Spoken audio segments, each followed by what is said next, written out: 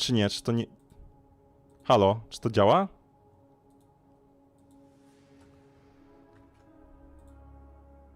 Czy nie? Czy to nie... Gdzie się Halo? szlajasz, Czy to gnoju? działa? Ej, chyba naprawiłem.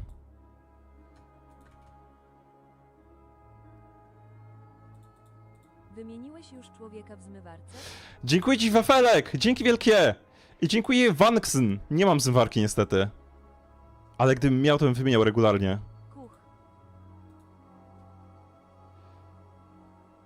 Ej, dobra, wszystko działa. Jednak nie jestem najgłupszym człowiekiem na ziemi.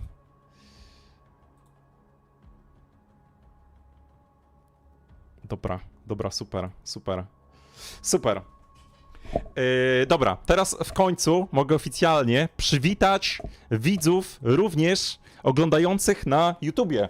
Witam serdecznie widzów Twitchowych, witam serdecznie widzów YouTube'owych. Będziemy oglądać pokaz nowej ligi Patch of Exile 1 3.29. Zrobiliśmy sobie bingo, którego nie dokończyliśmy, mówiąc szczerze. Mogę go dokończyć. Czekajcie, zrobimy tak. Schowam alerty wszystkie już, ponieważ zaraz nie będę chciał ich wyłączać w trakcie pokazu. Możemy na szybko dodać, bo mamy jeszcze 2 minutki. Czego się jeszcze spodziewamy? Szybko, dobre pomysły do bingo. Szybko, dobre pomysły na bingo. Rework Atlasu? Ty, dawaj. Rozbudowa Atlas 3, Jewele do Atlas 3, albo coś podobnego. Ty, wiem co jeszcze może być. Rozbudowa wątku Zany. Powrót Zany, rozbudowa wątku Zany. Dziękuję ci, Kamilku, za 7 miesięcy. Pet do zbierania luta nie ma szans. Skip kampanii nie ma szans. Wsad nie ma szans.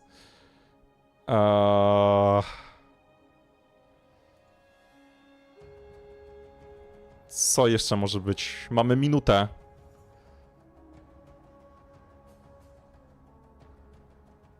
Zapowiedź.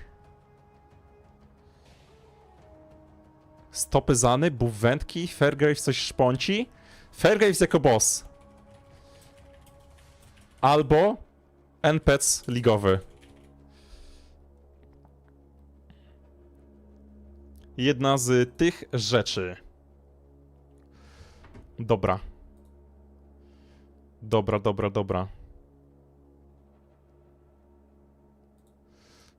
Super komputer. Zajebiście. I szanowni państwo, w takim razie. Czy próbowałem syropy z Holly, jak tak to oceniam, są dużo wygodniejsze według mnie niż proszek. Znaczy proszek jest całkiem wygodny, ale syropy jeszcze wygodniejsze. Git są. Tylko nie zrób tak jak ja i sobie nie ściśnij tego podu z syropem, żeby połowę go sobie wylać.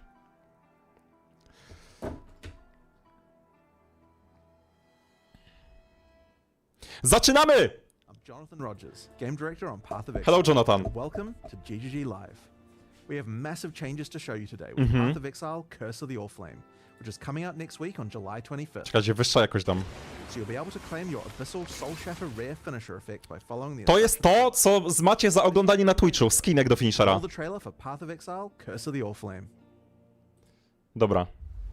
Daj głośniej. The Orflame calls us to the sea.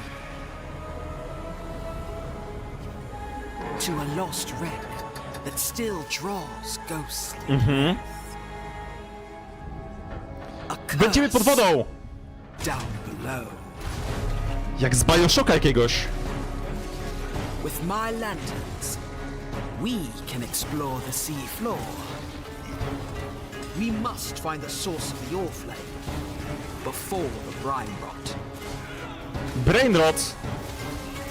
Somewhere in the blackest depths. Bounty. Monolity z PoE2 były. Wait. Rybos.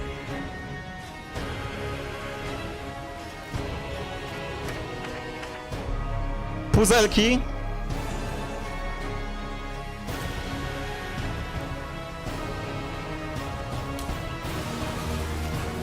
Abyss Rework. Abyss spływa.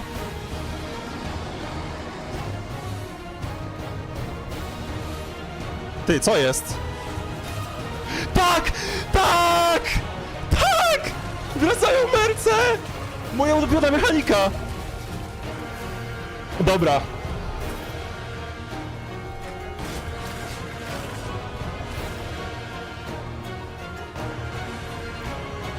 Luminary? Come find your fortune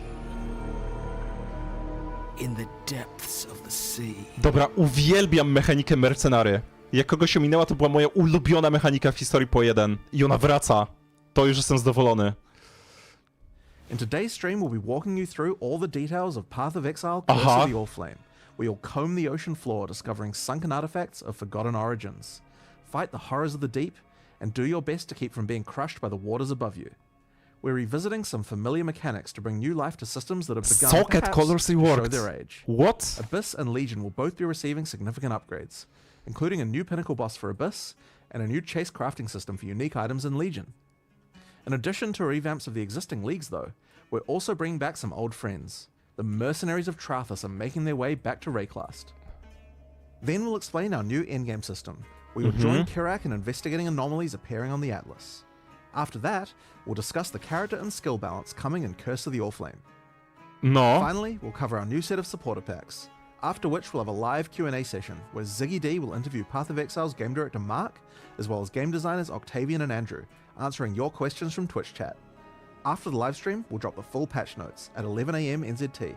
Napisy So nie let's ma. get started. I'll hand things over to Mark to introduce the new league. Hi, I'm Mark Roberts. Hey, Mark. Game director on Path of O, Exile. hej Mark. In Path of Exile, Curse of the Allflame, a long-forgotten mystery has begun to stir beneath Rayclast seas. Hidden in the icy depths lie strange and immensely powerful treasures, waiting for those bold enough to claim them.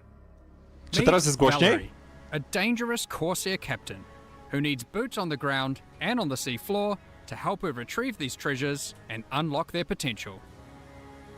This is where you come in, to help her find the charts scattered across Rayclast. Then, use those to guide her ship to the patch of brine that holds loot for the taking. In return, you'll get a cut of the profits. These lost charts are guarded by the undead, rival corsairs, or horrible creatures of the deep. Each of these monster encounters will also have a custom bonus for defeating the enemies.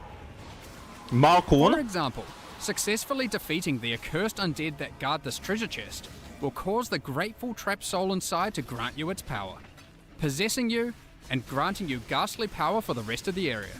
Nadal za cicho?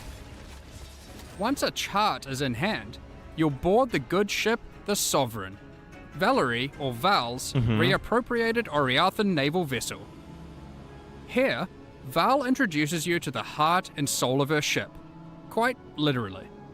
Vesper, another Pondium native like Val, is bound to this ship. His soul burns with the Allflame's curse, and were his comatose body to be removed from the ship, he would surely die.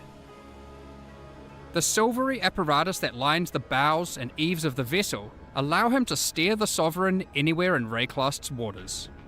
Using the chart you've brought, Vesper can navigate to a location so you can scout it for Val, and while doing so, claim whatever treasures there might be. How, though, will you avoid a watery grave once sunk Ej, to się below? nazywa Abyssal Vesper Plains. controls a spark of the Allflame, a powerful and mysterious magic, which has been imbued into a number of devices aboard the ship. Chief among them, the bathysphere. This entirely safe and well-tested contraption of rivets, bolts, and metal will be your ticket beneath the waves to explore and plunder. While scouting the depths, in order to not need an ample supply of air, we're instead going to place Allflame lanterns. These are conduits of the power that keeps Vesper alive and bound to the ship, and give you the temporary safety you need to do that exploring. To wygląda jak Without them, quasi-delve. you will drown. The first of these is strapped to the bathysphere and activates on landing, rushing the water away to reveal horrifying monstrosities, lost treasures, and a strange luminous coral growing from the corrupted dead in the oceans of Rayclast. These strange growths are the real reason Val has asked you to plumb these waters. as the coral can be broken down into dead man sulfur, the fuel that keeps Vesper's light burning. A jest sulfur w sumie, As jak you w get to the Delwie. perimeter of the safety provided by an all-flame lantern, Val will drop more down at your request. There's also an option available to have new lanterns fired automatically for you as soon as you need them, if you prefer speed over fine control. Explore Spoko. and claim what you can while you can. Jest Lost opcja z fortunes of automatyzacji, żeby nie klikać. Chests of valuables and lurking threats all lie in wait for you beneath the waves. You might even find the odd lost missive, waylaid on its travel to its intended recipient. But hey, finders keepers, right? Nowa gamba. Beware though, as Vesper can only power so many lanterns at once, and that power is finite.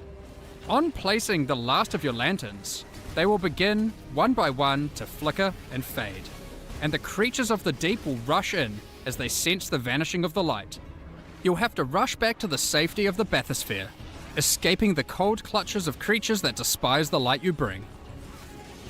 You'll want to place every lantern though, as exploring to collect enough dead man sulfur is the only way to successfully chart the area for the next step, planning a voyage. Val will keep a record of the areas you've charted, storing details in her journals. Once you've charted enough areas, just talk to Val, place your charts on Val's board, connect them together, and create one giant seafloor excursion. To wygląda jak połączenie z Each 10 area you mechanik w jedną. chart will reveal a special modifier that applies when it is used as part of a voyage, applied to either the charts adjacent to it or the whole voyage. Here are a few examples. This modifier causes all equipment dropped by monsters in adjacent charts to be converted to gold. This modifier will spawn friendly jellyfish alongside every pack of monsters in your voyage, which you will promptly slaughter for extra loot and experience, we're sure. This modifier causes all monsters in adjacent charts to be empowered by wildwood wisps. With 9 positions on your board for charts when constructing a voyage, these can stack up fast. There are also charts which can take you to specially rewarding areas of the ocean floor. Anchor Fields Field. of anchors strewn with treasure chests full of loot, Calguran shipments lost at sea, and sunken abyssal pits teeming with monsters, to name just a few. There are even some ancient artifacts you might find and resurface. Additionally, the edges of the voyage board track the currents of corruption flowing through the waters of Rayclast, with randomized effects being rolled with each new voyage to affect the charts placed adjacent to them. These add even further rewards to your voyages, and can shake up the way you choose to place your charts.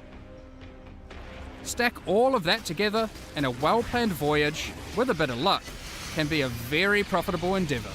But with so much loot to claim, how are you going to get it all to the surface? Val has a solution for just that problem. Czy to jest jak w hejście, że musisz In uciec each of tym? the charts that comprise your voyage, there will be a capsule waiting for you, sent down by Val, which can store about an inventory worth of loot. Stuff these full, send Val a signal, and she will pull it back up to the surface, safe and sound. Since voyages are built of 9 charts, that's a lot of opportunities to send back plenty of valuables. Once you're satisfied with the plunder from your well-planned voyage, find any of these capsule locations and call the bathysphere to it as your ticket out. Val will send it down to your rescue, as fast as she can. You just need to survive until it gets there. Good luck! Once you do, don't forget to empty all those capsules full of loot. Now, back to all that dead man sulfur that you've been hard at work gathering. Is that just to keep the Sovereign afloat and Vesper alight? No, it's not. Once you've got a bunch of it, head below decks, Crafting and you'll jakiś find nowy. the heart of the ship at work.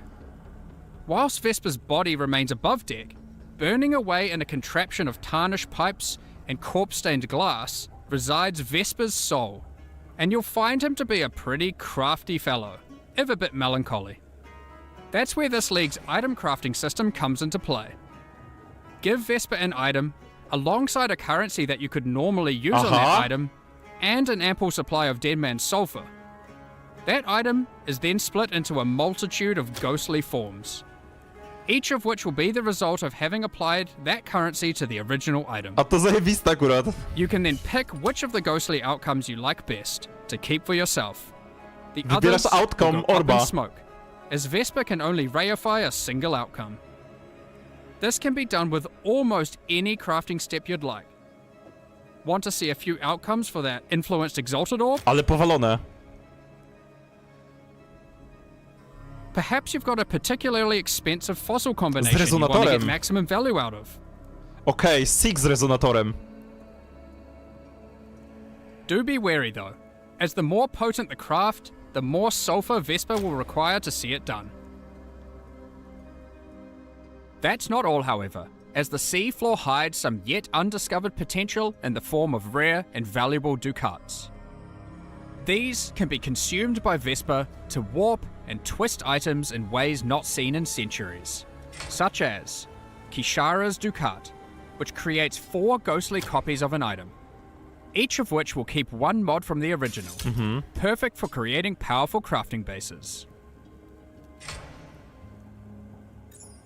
The Gentile's Ducat, which can solve item or gem requirement problems by changing one attribute to another. And Brine Hook's Ducat, with which you can become Pantheona. an emissary of the gods of Rayclast. What? Who Co to? knows what these aspects might do? These Ducats come from special types of charts, so keep an eye out for them on your travels throughout Rayclast. You may nowe even aspekty find some będą. that lead you to notably unwelcoming waters. So that covers the new league, and for the first time in Path of Exile, we're finally going under the sea. Some might even say this is the first real boat league. But that's not all, not even close. Next up, we've got an old favourite making a return. The mercenaries of Trathus are once again roaming Rayclast, Jak ja uwielbiam looking for mercenarów. hapless fools to duel. Mercenaries will start appearing from Act 3 in San. Before beginning a duel, you'll be offered an overview of the mercenary you've encountered. Here, you can see the gear they have equipped and the skills they employ. As per the Trathan code, you have the right to wager for an item the mercenary is carrying. You'll stake some of your gold, and the duel commences.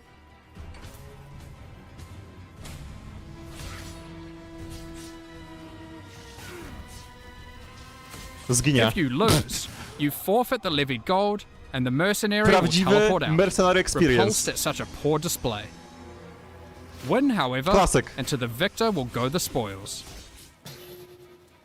In addition, if you win the duel, the mercenary will aid you as an ally for a number of areas. Trathan mercenaries are powerful allies to have in Rayclast, assisting in a number of ways. Some mercenaries can provide you with powerful auras and buffs, while other mercenaries can do all the killing for you.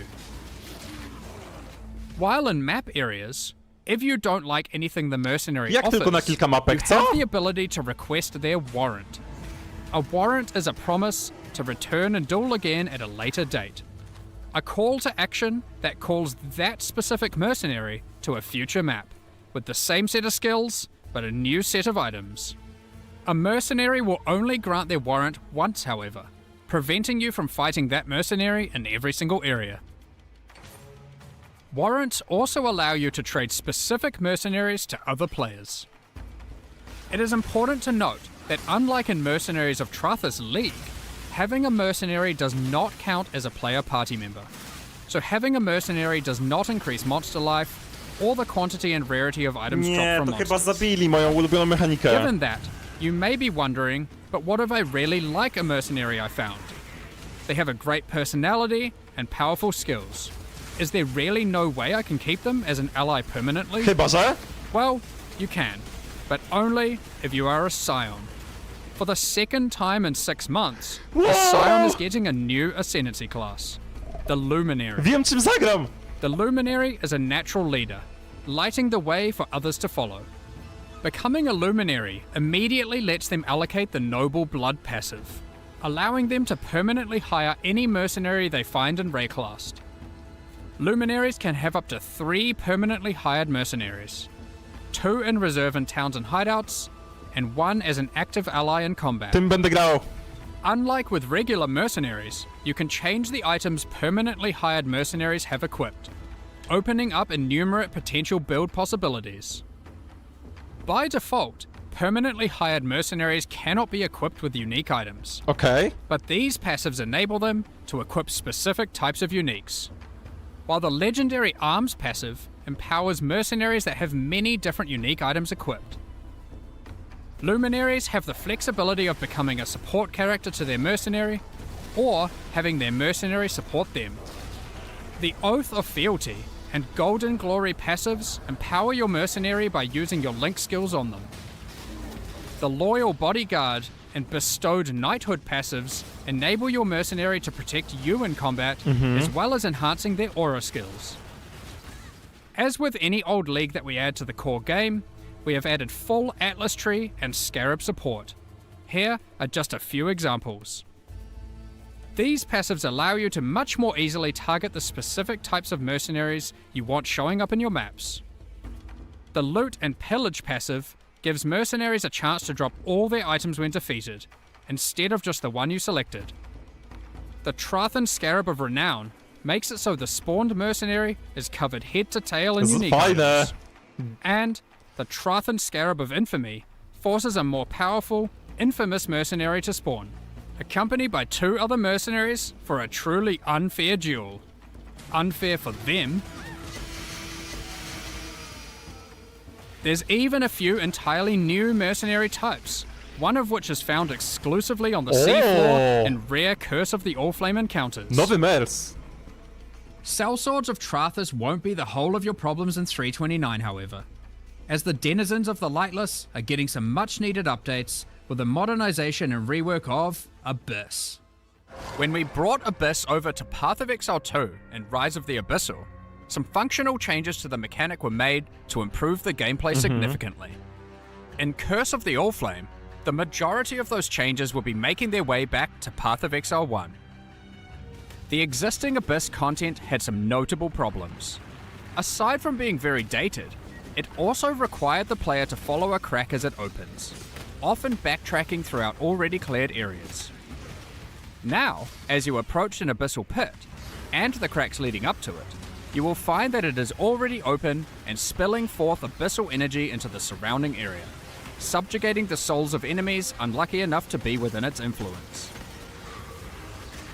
Slaying these enemies will send those souls spiraling down into the pit, drawing the attention and ire of the minions of Kulamark that dwell beneath. Slay enough of them, and the Abyssal Legion will spill forth from their domain to tear you apart.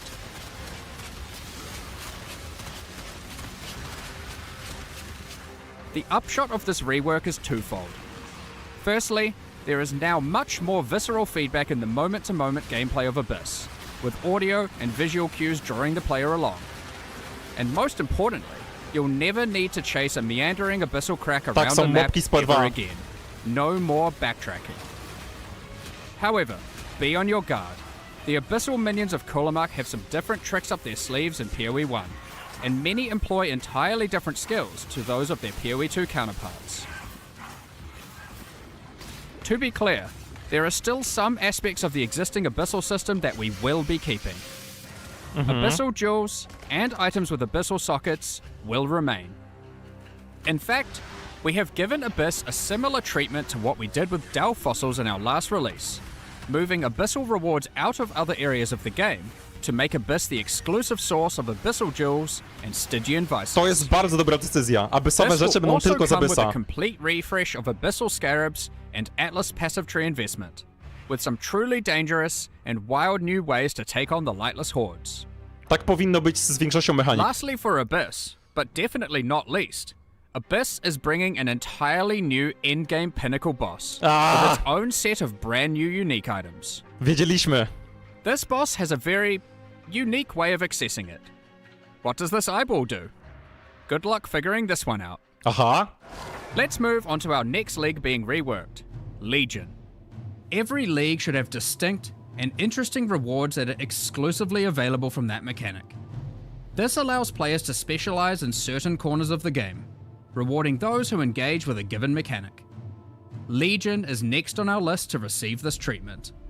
Despite having a unique combat mechanic, we felt Legion didn't have interesting exclusive rewards outside of timeless jewels. While incubators were technically exclusive to Legion, they effectively granted the same rewards that you could get elsewhere. So, what are we doing about it? Firstly, incubators are being removed. Okej. No longer will you have to remember to apply incubators to all Inkubatory your equipment every few Nie były maps. ciekawe w ogóle. Instead, we will be adding a new type of reward exclusive to Legion, vestigial unique items. Oho! Legion generals and maps will have a chance to drop a new type of currency item, enshrouding crystals. These can be used on your unique armors. You can then What? take the enshrouded item to the domain of timeless conflict, which might look a little bit different to what you remember. A giant crystal emerges from the center of the domain, and there appears to be some sort of entity trapped inside, potentially the reason that these armies are engaged in eternal conflict. At the base of the crystal are a number of smaller crystals. Clicking on one allows us to place our enshrouded item inside. Aha. As we then kill monsters in the domain of timeless conflict, our gloves within the crystal begin to transform. And once you have killed enough, the crystal becomes volatile and looks ready to fracture. I wonder what will come out. Our Shaper's Touch transformed into a Malagero's Virtuosity. But now, the Malagero's Virtuosity has a trace of the original enshrouded item bestowed upon Ale it, in powalone the to będzie form of pewnie. a vestigial implicit modifier. Że miał As you takie can chase see, itemy. enshrouding crystals allow you to transfer powerful modifiers from one unique item onto another. Here are some more examples of vestigial unique items. Helmets, boots, Kaum zwróccy. gloves, Dobra, pojebane niektóre te itemy. shields, Czy wy and body widzieliście armors. te facebreakery? In addition to vestigial items, we are also making a number of small improvements to Legion. Były facebreakery You no longer połączone need to kill every last monster z to Dorian begin the Fistem. Legion encounter. Breaking out all the key monsters, chests, and the majority of monsters will be enough to start the combat automatically. No more cheeky single monster hiding in the corner, preventing your encounter from starting. Legion monsters drop fewer splinters, but in larger stack sizes, resulting in fewer clicks in each encounter. Unrelenting timeless emblems have been removed, with regular timeless emblems absorbing many of their effects, causing the domain of timeless conflict to become harder, but more rewarding as you kill monsters. Your reward progress in the domain is now tracked by charging up these small purple crystals, rather than flooding your screen with hundreds of reward icons. The rewards are still the same, just not obscuring your screen with symbols. Talismans were introduced back in 2015, but over the years, they've been long neglected and lack a meaningful place or purpose. We are making a number of changes to bring talismans back to relevance. Firstly, talismans are now exclusive rewards from Bestiary. Oho. Every red beast has a chance to drop a talisman specific to that beast. Talizmany, For wiem, to jest example. broń druida. The Krashik Croaker can drop the Croaker Talisman. What makes these talismans special? Well, you'll notice a couple of changes compared to old talismans. Firstly, talismans no longer drop corrupted, making them far easier to craft once you find one.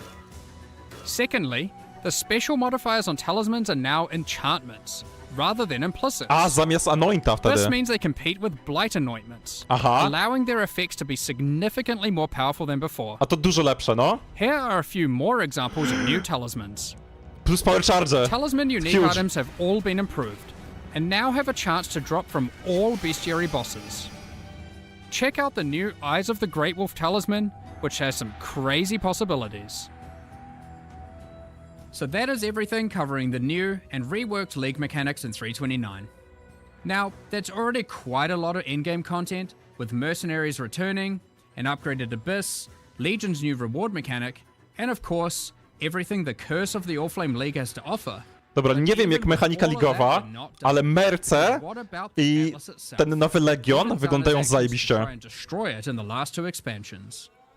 Zana's actions are causing the Atlas to become ever more destabilized. Zana wraca. Strange locations have begun to manifest on the Atlas, many of which seem to be bleeding over from familiar places in Rayclast. Kerak has labeled these as anomalies. When you complete maps affected by a Voidstone, there is a chance that when you next open your Atlas, an anomaly may manifest. Like this one, the Mana Foyer. Like regular maps on the Atlas, you can select them at your map device. But unlike regular maps, these don't require an item to enter. It looks like this area is the abode of Cadero Perandus. Cadero is willing to offer valuable items in exchange for our gold. Okej.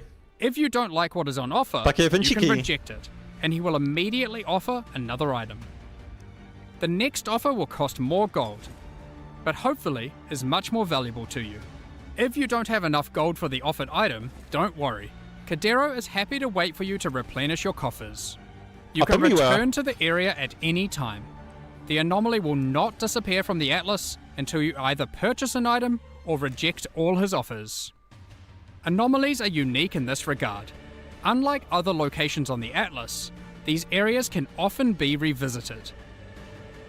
Let's quickly run through a few of the anomalies that can manifest. Reflecting Mists and the Nameless Seer no longer randomly spawn within maps, but instead now appear in their own anomaly areas. Scrying is no longer the domain of the Nameless Seer, but instead can be done through the new, tradable Scrying Orb. Spoko, fajnie. Some anomalies grant a taste of League mechanics you might not normally run, without having to be fully invested into them. For example, this anomaly creates a random, fully revealed heist blueprint wing, with random rogue companions. This anomaly has a version of the Sacred Grove, where the plants have fully taken over. Tu This się będzie strongbox dodało. seems to have a strange mechanism. Box z dwójki, on Atlas fajny, pod anomalies are gambę. unaffected by your Atlas skill tree, and you can't augment them using any fragments. Therefore, they can be run at any time without feeling like they have to be saved for later to maximize the potential rewards. There are many more Atlas anomalies to discover for yourselves, each of them tied to a specific Atlas quadrant. It is therefore worth discovering which ones can spawn in each part of the Atlas, as it may influence what Atlas strategy you wish to pursue. So that is a heap of new challenges to encounter, from the League and the in-game. But you may be asking, what new tools do we have to face these challenges? In 329, we are giving a bit of love to spellcasters, specifically those that cast spells themselves. But first, let's address the elephant in the room that astute players may have noticed. Yes, I'm talking about those socket colors. Właśnie, co z socket So, kolorami? after the better part of 2 decades, in 329, we're making a fairly radical change. Sockets, at a basic level, don't have colors anymore. You Okay, can now put any colored gem into any socket. that's crazy. We're doing this to address a long-running issue for both new and experienced players. I'm sure almost everyone who has played before has run into the issue of finding a notable upgrade and have struggled to find a way to equip it. Maybe you find an amazing body armor, To po co teraz będą one that kolory? would give you a substantial boost to your defenses, but you just can't move your skill or support gems over because the colors of the sockets just don't match, and you didn't luck out with your chromatic orbs. It's not fun when you have to unequip a bunch of skills or supports just to use a better item. This can still happen with the socket numbers and socket links, so it's not like it's just purely trivial, but the colors were just unnecessary, and not only prevented upgrading gear, it limited build experimentation. Okej. So, given that, what do the colors on gems with regards to sockets even now mean? No właśnie. Well, the colors on gems for sockets are still relevant, just as an upgrade system. You can still find items with colored sockets, and you can craft them onto items.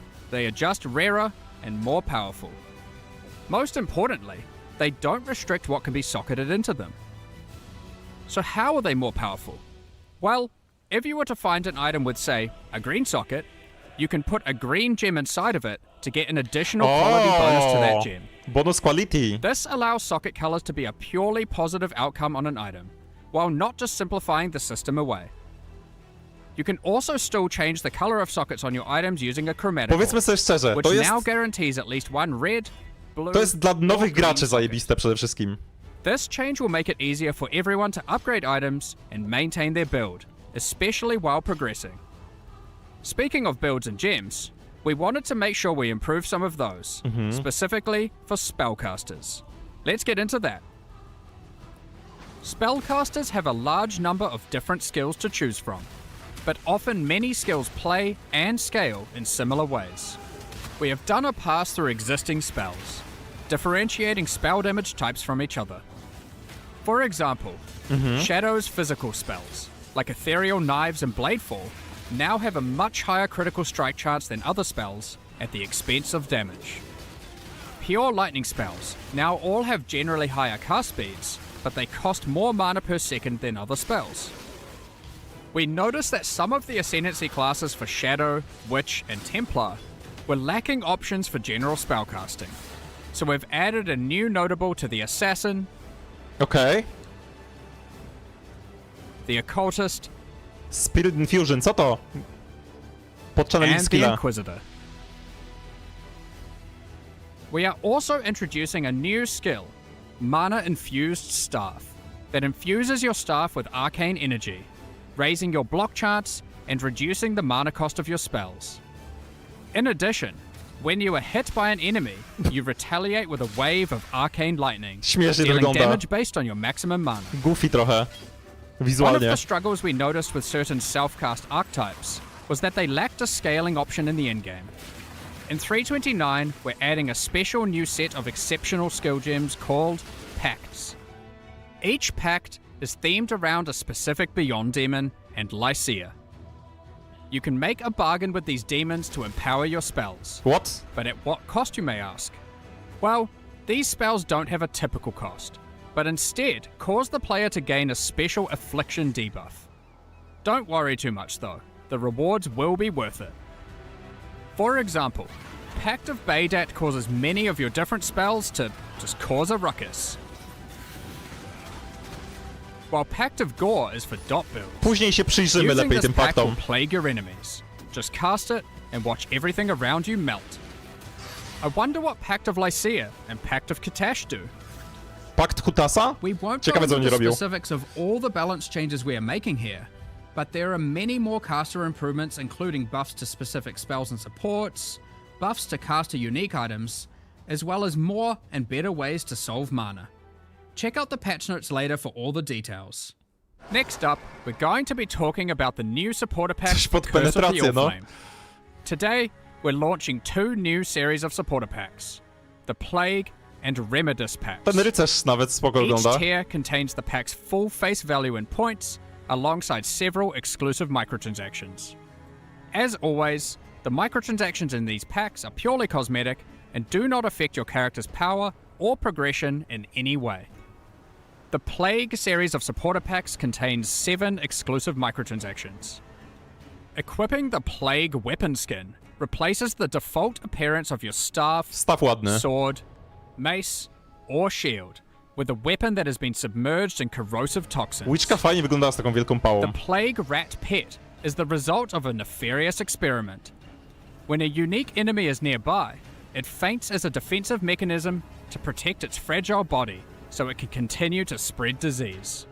The metal of the Plague Bearer armor set has corroded, and the cloth has begun to disintegrate from being exposed to such toxic elements. Dla It toksyków. includes the Plague Bearer back attachment, which spreads disease across the ground in town areas, maximizing the chance of infection. A diseased swarm infects your weapon when using the Plague Bearer weapon effect. Use it alongside the Erupting Pustule's rare finisher effect to spread vile and devastating disease to monsters you kill. Activating the Plague Wraith map device causes the plagued energy to flow from Dobra, the map chain device being. jest trochę taki Given the heavy goal of metalowy. spreading such illness is to end the lives of as many as possible, the map device tracks kills in kind, showing you the number of enemies killed in each map, sorted by rarity. Feel free to even pin the count of enemies slain in a map to the leaderboard at your leisure.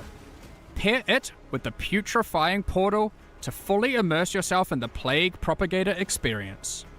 Both the map device and the portal emit such a potent putrefaction that even the birds flying overhead cannot survive, as they plummet to the ground around it.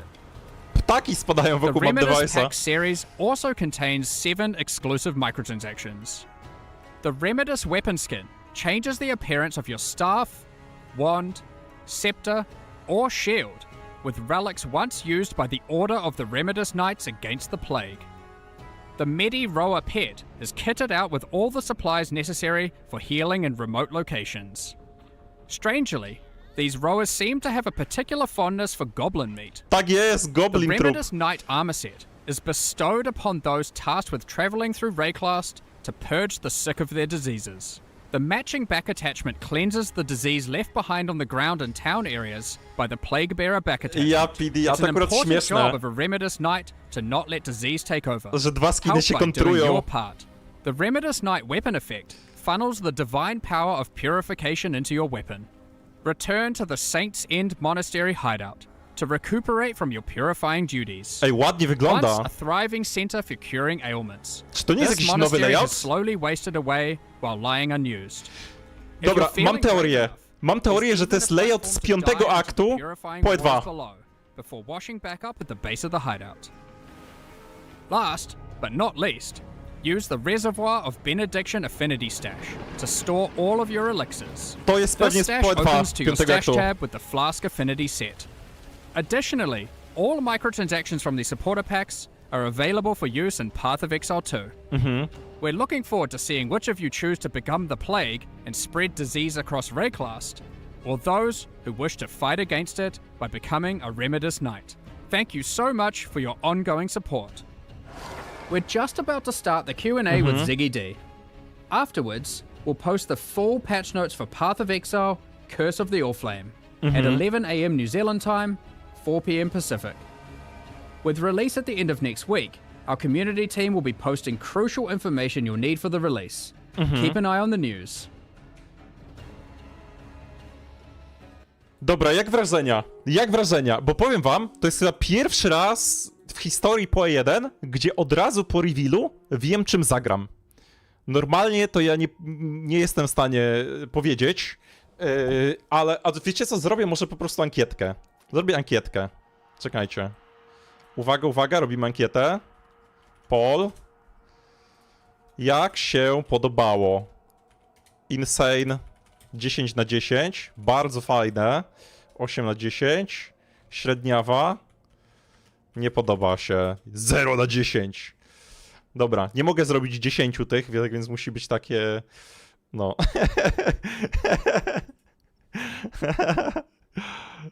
Ja nie głosuję, żeby was nie nastawiać. Możecie sami wybrać. Ale widzę, że raczej pozytywnie jesteście nastawieni, tak? Jesteście, widzę, raczej pozytywnie nastawieni. Większość osób, zdecydowana większość osób, 67% głosujących wybrało opcję bardzo fajne 8 na 10. To powiem wam tak, jakieś takie moje pierwsze przemyślenia. To jest pierwsza liga chyba w historii poe 1, w której wiem od razu, już teraz wiem, czym zagram. Bo zazwyczaj jestem bardzo niezdecydowaną osobą, która podejmuje decyzję dosłownie na końcu. A teraz wiem, że zacznę nową asynancją Sajonki pod mercenary. Wiem, że mercenary są polaryzujące dla wielu, nie każdy je lubi, ale ja naprawdę uwielbiałem. Bardzo lubiłem te merce, bardzo się cieszyłem, że wracają i na pewno będę chciał zagrać postacią pod mercenary, to na 1000%.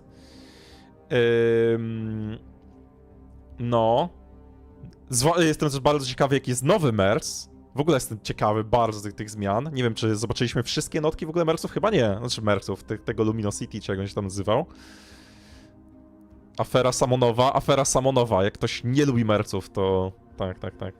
Co z Mirażem? Wiemy, że Miraża nie będzie. Na czym polegają mercenary? To jest dosłownie jak najemnik... Jak będziesz grał tą nową ascendancją... dla Sajona, to tak jak wziął najemnika w Diablo 2, że możesz go girować i tak dalej i on będzie chodził z tobą. Dobra, posłuchamy sobie z jego D, a potem po Q&A zrobimy sobie jakieś podsumowanie. Wait, what?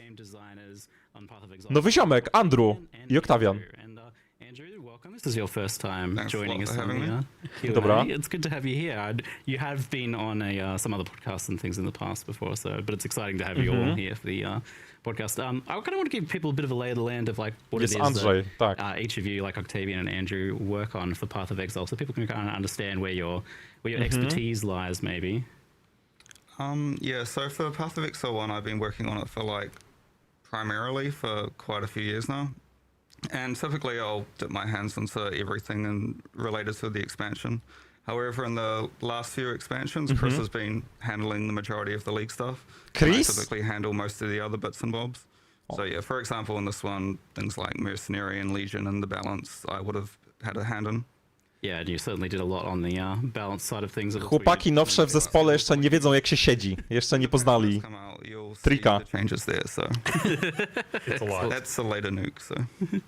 And what about for you, Octavian? What do you kind Ja of już tak focus on siedzę, for people who Redo, are not jak familiar? oni. So the last few leagues, you know, Mercenaries, Mirage, and now Curse of the Allflame, I've been, you know, sort of leading the design on the league mechanic itself. And then basically wherever else I'm needed. So this time around, I did the new Abyss Pinnacle boss. So you can blame me if he kills you. No, sekunda. I did a bunch of new Czekajcie, uniques, już you know, naprawiam, będzie działać. Some Chwila. transfigured skills that'll be in the patch, because that's a pet project of mine. I really like transfigured skills. Już. And probably some other stuff I'm forgetting. But yeah, I mean, mostly the league this time. It's a chunky one. Yeah. I mean, that was where I was originally Ej, planning tak! on starting. Andrew wygląda jak Theon Greyjoy z gry o Tron, bez kitu. I też taki niewyspany, bo pracował, pewnie go zmusili go do pracy 80 godzin tygodniowo. Obviously, the biggest news is the socket color change. It's the one everyone kind of seems to want to know about from what I've seen. It's 80 godzin dziennie. It's a weird one because it's such a long-standing tradition, and there is like I felt like the initial I feel like I should be mad or something, but I was like, but I'm not. I'm curious, like how did this one come about after being unchanged for so long? We actually discussed this change on Mirage launch day. So Okay. often on just to give some history to it. So on launch day, when there isn't a burning fire, Nice. we're all sitting there designing like, okay, what are we doing next? What are we starting on Monday? Like, I know people think we have a long plan ahead.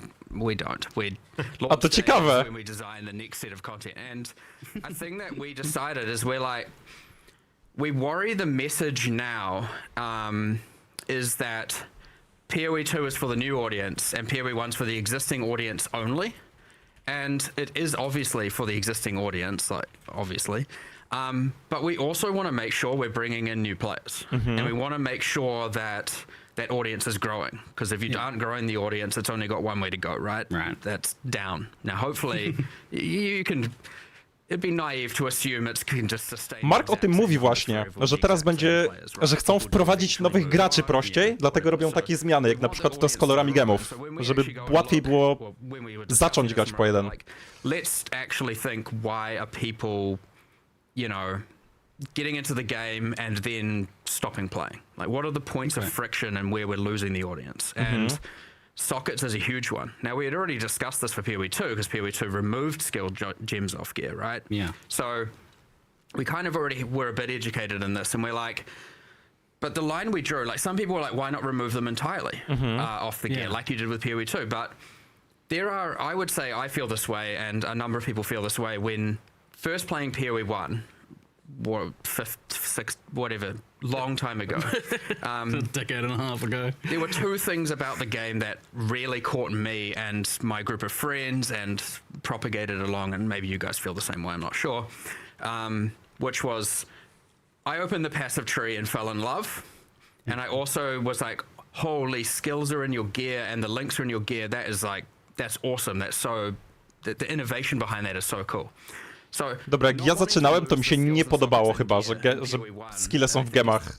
Wydaje mi się, że mi się to nie podobało, jak zaczynałem grać PoE, ale no po czasie człowiek polubił ten system i teraz się wydaje zajebisty. Having so many layers of friction, and so obviously you got the numbers, you got the links, and then you got the colors, and often what we're finding is that, sure, seasoned players, veterans, they work around it, sure. But, or honestly, they don't even necessarily, I talk about the gear upgrades, sometimes you don't even need the gear upgrades, you know, you can just, once you know what you're doing, you know what you're doing. But yeah, we're finding a lot of players early game who are struggling, who are trying to get those gear upgrades, just can't, and often it's because of the colors. Yeah. And so we're like, well, we want to remove that friction, but also we don't want to just like simplify it down to nothing, because we still want in-game players to have an access of itemization that's important. And so we're like, we still want the colors to come in. We still want it to be important for upgrading your gear. We want it to be a chase endgame thing players can do. Ej, właśnie, to teraz jak o tym myślę, to oznacza, że to dodaje jeszcze dodatkowy, no można powiedzieć, wektor progresowania broni endgame'owych, znaczy nie tylko broni, tylko części ekwipunku. Zależy jak to będzie, na przykład jak ciężko będzie zdobyć zbroję albo broń dwuręczną z 6 kolorowymi soketami. Czy to będzie coś trudnego, czy to będzie właśnie coś hiper drogiego, hiper niemalże nie do zdobycia, bo może się okazać, że na przykład zdrobienie brońki na 6 kolorowych gemów to będzie jakiś tam, powiedzmy, hiper droga rzecz dla najbogatszych tylko, taki chase item. Ciekawe, no, zobaczymy. So, you know, I wouldn't expect this to be the last change along that axis of us going, let's remove these barriers of entry. You know, in the future we want to make more, but yeah, honestly, I think, you know, generally speaking, almost everyone internally has been pretty positive, but everyone has that, Oj, co z tabula razą teraz? The sacred thing. And even we had it. When we were in the room, we're like, oh, are we doing this? Are we allowed to do this? What? Do we need to, you know, like, hold on, do we need to like call a council of the founders here? Like, do we, what are we supposed to do here? Like, Well, I kind we of make heard this that change? basically did happen. Yeah. Like, you guys called around to some of the other people. Yes, and be we like, did. Yes. So it was. Even we were like, are we allowed? But then also, I think it is really important that we can reassess these fundamentals and actually go and say, nah, this needs to change. Now, hopefully, it's amazing, and hopefully, everyone finds it to have less friction and late game get better itemization and all of that. But you know, these things, if they don't quite land, we're always just going to make another iteration. Widziałem, że parę osób pyta na czacie, czym będzie to instability na nowym craftingu, czy tam intangibility. Nie mówili chyba, ale domyślam się po prostu, że to będzie jakaś niestabilność itemu, czy coś takiego, że może item się zepsuje w pewnym momencie, jak będziesz za dużo próbował docraftowywać. Tak przynajmniej wychodzę z założenia. It felt like it was just so much easier to change gear and sort my gear around. Like, ultimately, that's the thing. You talk about this for a lot for new players, but I see this as like a huge win for long-term players because playing a game for over a decade, you start to notice these kind of points of exhaustion is kind of what I think of them as, where you're like, oh, this just grinds me down a little bit each. That is something I did. It was intended for a newer audience, but 100% all the feedback from alpha, from internal, you know, our designers and QA generally has been like, hell yeah. It just makes the campaign smoother. I'm using a greater variety of gear. I'm upgrading my gear more often. It feels good. And the quality one surprised me a bit because that is actually like pretty. You don't usually interact with quality at all in the campaign. You're not going to get any GCPs until end game, right? But that I was actually kind of looking at the quality on my gems, and you know, I was like, oh, this really benefits from that. I'm getting an extra spark on my spark while I'm leveling, and you know, that felt like actually a pretty fun thing to engage with, and getting one socket color here and there felt like a meaningful thing. So it worked out really nicely as an axis for still jesteście cali? rewarding getting, you know, some of the correct colors. Yeah. Because quality innately is much more powerful on your active skill than it is your support gem. Yeah. So it's kind of okay if you only have a few of the colors because you put your strongest skill in the you know, you put your strongest gem in your links, which is your active skill, into the color that it matches. And then it's nice to get the other colors correct, but you know, getting the other colors correct is like 5% increased damage. Whereas getting the one color you really need correct, which is quite easy to do, is, you know, potentially an extra projectile or 10% more damage or something like that. Yeah, every time a chrome dropped, I was like looking for a good base to drop that on so that I could, you know, chuck my spark gem or something else in there. It has the added bonus of there's another currency that's like, you know, it's not like a divine orb level ding when you drop it, but it's nice to see. You know, you're excited to see a chromatic now and then. Yeah, it was kind of funny that like chromatic went from being like less. Czyli chromatiki może będą rzadsze teraz. Jak dobrze rozumiem, to jest szansa, że chromatiki będą teraz bardziej wartościowym. Powiedział, że to nie będzie tak jak Divine, ale że chcą, żeby ludzie się cieszyli, jak znajdą chromatik, czyli może na przykład bardziej jak jakiś Exile? Wyciszę chłopaków na sekundę, żeby odnieść się do dwóch pytań, które się pojawiają dosyć często. Po pierwsze, czy będzie podsumowanie? Tak, będzie podsumowanie na YouTubie. Wykrzyknik YouTube. Będzie na jutro najchętniej podsumowanie. A druga rzecz, czy będzie cmentarzysko? Będzie. Będę też zapowiadał niedługo. Jest szansa, że to będzie cmentarzysko z największą pulą nagród w historii cmentarzysk. Jestem w trakcie rozmów z sponsorami. Tak więc, no jasne, będę robił prywatną ligę, cmentarzysko. Na razie nie mam żadnych informacji, w następnych dniach będą informacje. to the socket colors. But I think the only one that really got a nerf was Diala's malefaction. Instead of granting 30% quality to green socket gems, it's now 20%. Okay. But if you put a green socket gem in, it's 30%, which is what it had before. So. And that's my follow-up question is there's uniques that interact with socket colors. Have these sorts of things been updated? In particular, I was like wondering, like, do you guys do anything with tabula rasa or just kind of leave it, I imagine? I don't know. It didn't need to change. Yeah, I mean, It's that kind of just works, doesn't Six it? link, still a six link, yeah. Still six link. Nie zmieniają tabula Skin rasy. of the Loyal and Shock. Lords, they just generate with 6 colored sockets. Yep. So you still want to get the right colors, but Yeah, but it's much easier to actually use them now. what else did you do? Pariah. Yeah, so we audited all of them. Some of them we were like, this is not a good unique, we should buff it. So Pariah, for example, is one that is now much stronger than it used to be. Yeah, there's subtle changes, but in general, like the design of the uniques didn't really need to change at all, like Triad Grip and the Untouched Soul, those type of things.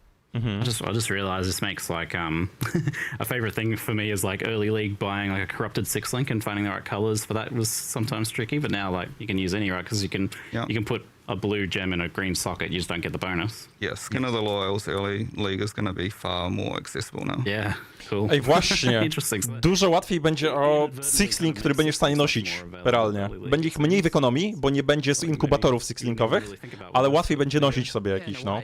Yeah, all right, cool. Volubs did a thing with sockets, so I imagine that changed, right?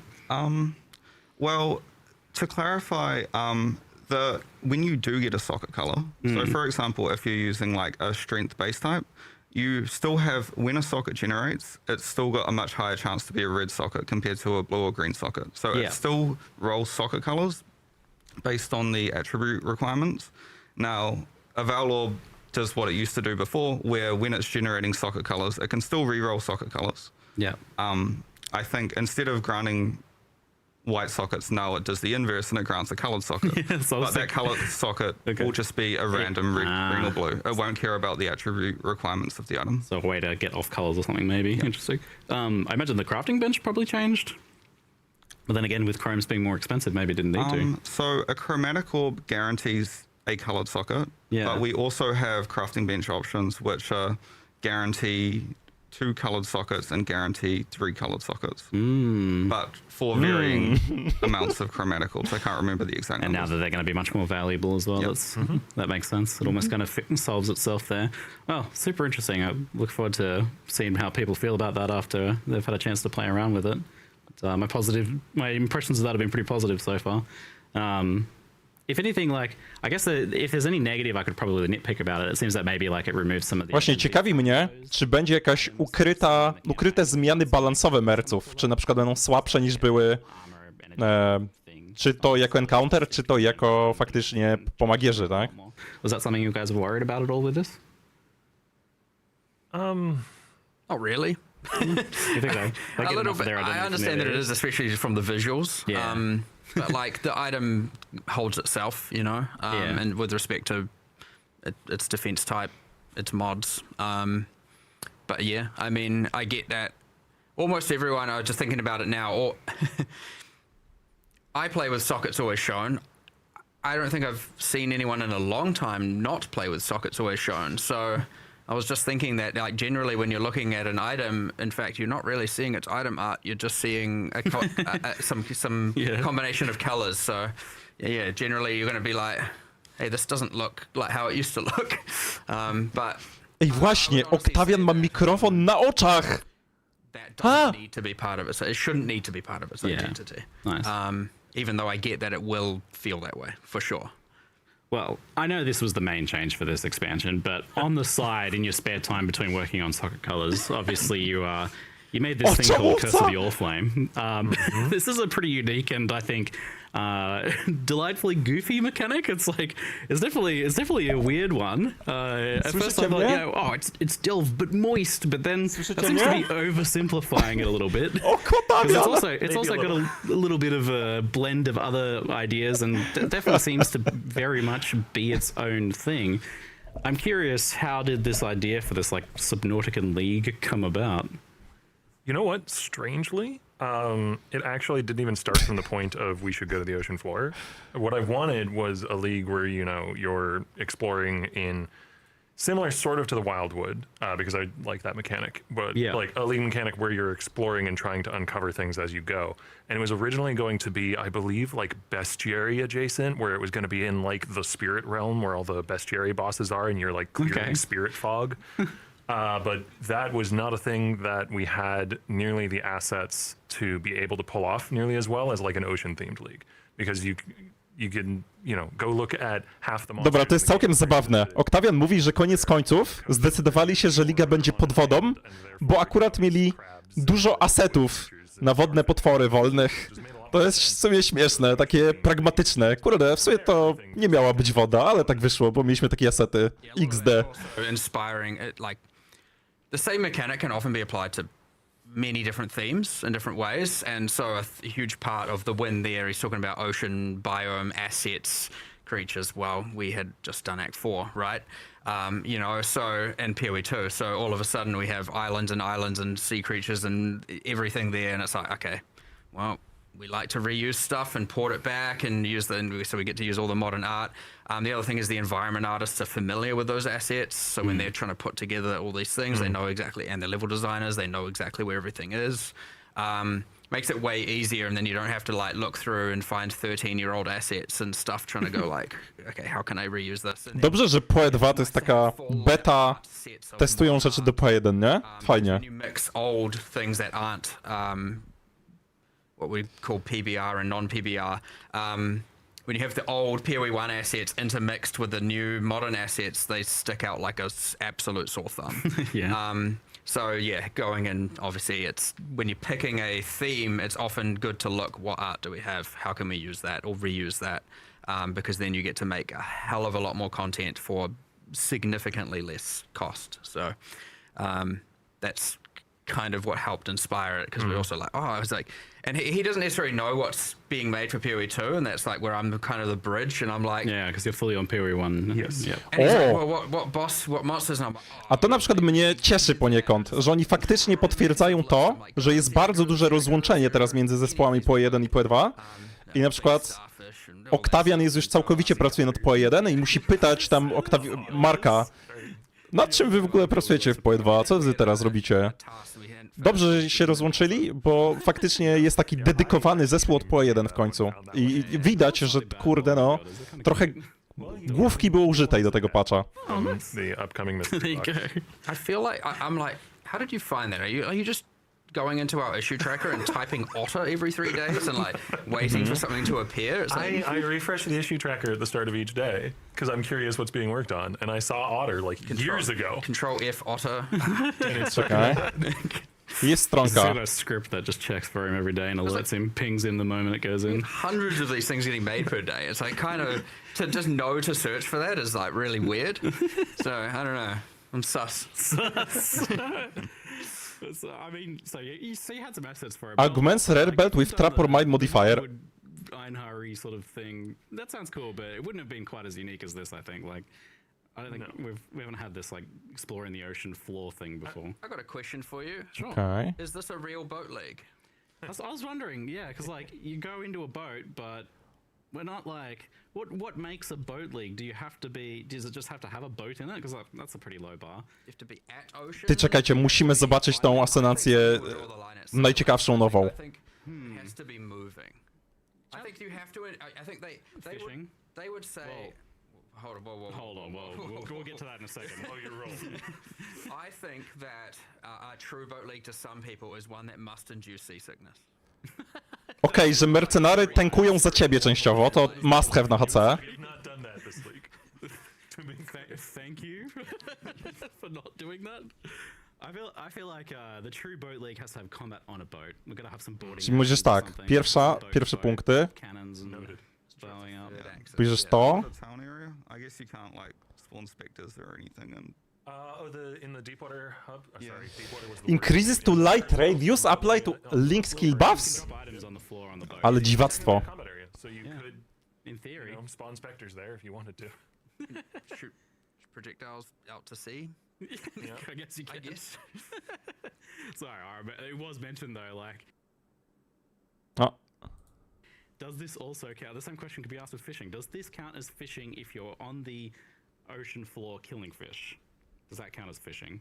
And does this tread on the toes of the existing fishing mechanics, obviously, as well? dobra, chyba idę tędy. Raz, dwa. Confer with the fishing team when you were. I think that going down and killing fish Trzy. is not fishing. I think that's... But what if you're holding a spear though? Oh, but we don't have spears, so it doesn't matter. Perfect. I albo jakieś uniki trzeba będzie pewnie zagrać, a dopóki nie będę miał odpowiednich unikatów, to Bestow Knighthood. Dobra, na pewno będę grał tym. Na 1000%. It is important for us to clear up this because, like, we need to always be just almost A czekaj, coś tam jeszcze delivering jest? boat leagues, but not quite delivering boat leagues. So I just wanted to make Ty, sure czekaj. in our goals here. Co to Like jest? grand plot of stringing along the PoE community for as long as possible. Dzięki, chudy. Dzięki wszystkim, którzy subskrybowali w ostatnie 2 godziny. Przepraszam, nie było alertów, ale dziękuję wam. I see what's going on here. Yeah, it's like there's this tick box of league. Broń, która ma 6 abyssal socketów. Boat and then indented. Boat must not move. You know. Okay. No. All right. Anyway. Anyway, so this is a pretty big change from Mirage, which was in map and heavily intersected with like all of the existing mechanics. This is a complete opposite. This is a mostly out of map mechanic. No kryta będziesz mógł... No nieważne. And how it intersects with other mechanics. Bo to jest Flash Is it, Reaper baza. I imagine there's like a good reason to kind of like alternate between the two almost as well. Yeah. So Nie przekonuje mnie na pierwszy rzut oka, ale... one of the benefits of Curse of the Allflame is that it's a very straightforward theme to understand. It's something that, you know, you don't really need to have a lot of grounding in the all of the minutia of Path of Exile to be able to understand, ooh, go to ocean floor and find treasure in a submersible. That's just a cool concept, whether you are, you know, a PoE veteran or not. And it's also just kind of me liking to jump between things and work on very different concepts. Like, you know, I can't say any specifics, but we already do have a very rough plan for... Ty. Czy merce nie będą mogli mieć unikatowej zbroi? I just have a lot of ideas that go all over the place and Ale rozwiązali, żeby ludzie Doriani prototypa nie mogli używać, to po prostu zakazali mercom noszenia unikatowej zbroi. To jest akurat prześmieszne. To jest akurat prześmieszne. More immersive. There's a whole world there. Yeah. You know, integrating things into map constrains what they can be. Niezły mem, Right? ale... Like No having dobra. a pocket of ocean in a desert gets a bit weird, you know, like, so certain things can work, certain things can't. I mean, in the same sense that kind of having a desert as Mirage in an oceany biome can feel more like a forest biome can feel a bit weird, you know. Ty! Ej, faktycznie! A co jak Okej. Yeah, immersive world. Wait! Będziesz mógł znaleźć merca teoretycznie, który będzie miał od samego początku założony Doriani prototype. Po prostu to będzie taki merc 1 na właśnie 100 000. Że to będzie taki chase mercenary. A jak dobrze rozumiem, to takiego merca będziesz mógł odsprzedać komuś. Będziesz mógł sprzedać komuś ziomka. I może ktoś ziomka od ciebie kupi bardzo drogo. Bo będziesz mógł kontrakt na merca komuś odsprzedać. Czajcie? Znajdujesz merca z Dorianim i sprzedajesz go komendantowi za Mirrora. Zajebiste. And it's kind of meant to be the one-to-one allegory to that. Analog. Yes. Dobre. Yeah, that was going to be one of my follow-up questions. Is because you have so many like axes to juice things in maps. How do you make sure that something like this has like a nice long tail to it? That is something you can get as invested in. So this has like some nice ways for you to be able to juice it. And I mean, one of the other things. Co to za typ po lewej? Tion Greyjoy. We have much more gradation in the level scaling. This is maybe getting too into the weeds, but like the mods that can roll on charts, there's a whole tier of the highest tier of rewarding mods that can only show up on I-83, I-84 charts. Oh, okay, cool. So if you are at the end game, then you get access to like even more rewarding, you know, both charting and voyaging. And then there's some border mods that can only roll at the super high levels as well, and then you know, those border mods can amplify with the chart mods, can amplify with the adjacency mods, can amplify with the chart locations, which I'm getting too into the weeds now because we haven't really discussed any of that. But I like, you know, I'm a A może player biskup at heart. Janusz? I like lots of axes that all intersect and overlap and turn into a crazy encounter. Yep. And when you make something like this that is out of maps, there is like, I feel like you guys expect and fully kind of know ahead of time that, oh, this is going to be more divisive than something that is in maps typically, right? Like, this is something that is for the players that are going to love it. Wow. Is kind of the way that I view it. Dziękuję ślicznie Prozu za rajda. Nie wiem jak u ciebie Prozu, ale Prozu Mercenary to była moja ulubiona mechanika w PO1. I po prostu czuję ogromną radość, że wracają. Jest fajnie, Prozu. Jest dobrze. Gdyby tylko był jakiś taki skrót, jakieś 2 litery, które mogłyby wyrazić taką radość, że na przykład, że jest dobrze. Comes apart is we're just like, that sounds like a cool idea, let's go with it. We don't really even think about the like overall risk and reward. Like we just imagine a lot of like we would enjoy it. We imagine a lot of people would enjoy it, and yes, we definitely understand it's going to be more divisive, and that's why we make sure we alternate these types of leagues, or at least we thoroughly try to. And as said, 3:30 will be an area mechanic. Merce musiały poćwiczyć sporty walki, żeby wrócić. Prozu, a ogarnęliście, bo ja to dopiero przed chwilą zauważyłem, że merce nie będą mogły mieć body armora? Prześmieszne to jest. Ale pewnie będziesz mógł znaleźć z body armorem odpowiednim, więc zajebiście. Że będzie 1 na milion, że sobie znajdziesz merce z Doriani prototypem. You don't have to run them, you just stockpile them, right? And then go, like you can do days of mapping and then go do days of charting. The crafting system's kind of crazy, powerful. You know, like much, but we won't be nerfing you know, a way that it can be thought about is you get in Hinakora's locks. Yes. Why do you have to put it like that? You make me nervous. Because that's what it is. And you know, so there is a very, very strong motivation to do it, and hopefully people were like, hell yeah, feels good doing it because of that. But we like to, even when we do out of area, in this case, it's not like you find it, you have to do it. You can find it, you run it later at your leisure, right? So you don't have to break your mapping flow all the time. Get the chart, move on, map, and then maybe start the next day with let me go. Czym zaczynam? Nową asenancją. Right, like. That's fully at your leisure. Ej, czajcie, że mamy już 21 ascendancji w PO1? Szok. You know, Tych you have podstawowych. those people who might want to chart as they find them. You might have people who are like, okay, get to end of Act 1, do a bunch, you know, just talking about a campaign. And having the freedom to be able to do all of that is pretty critical for the out-of-area leagues, I'd say. Yeah, it seems like it's very free for you to determine your flow about how you engage with this. And for the map blasters then, who may be like, oh, I don't really want to go do the charting and stuff too much, it has something for you in maps as well. Like, I think that's easy to miss. Yeah. I mean, obviously the bulk of the mechanic is the undersea exploration, but there are 3 different encounters you can find in maps that are what grant the charts. Yeah. And importantly, I wanted each of them to feel like they were, you know, worth engaging with, even if you didn't want the chart. So there's the cursed treasure chest, which we showed in the live stream, that possesses you with a random tormented spirit That's when fun. you complete it. That's a fun one. I For like the that. rest of the instance. Ej, a ja dobrze rozumiem, że serio będziesz mógł utopić się w tych podwodnych krainach? Bo to jest akurat powalone. To jest scary as fuck na hardkorze akurat.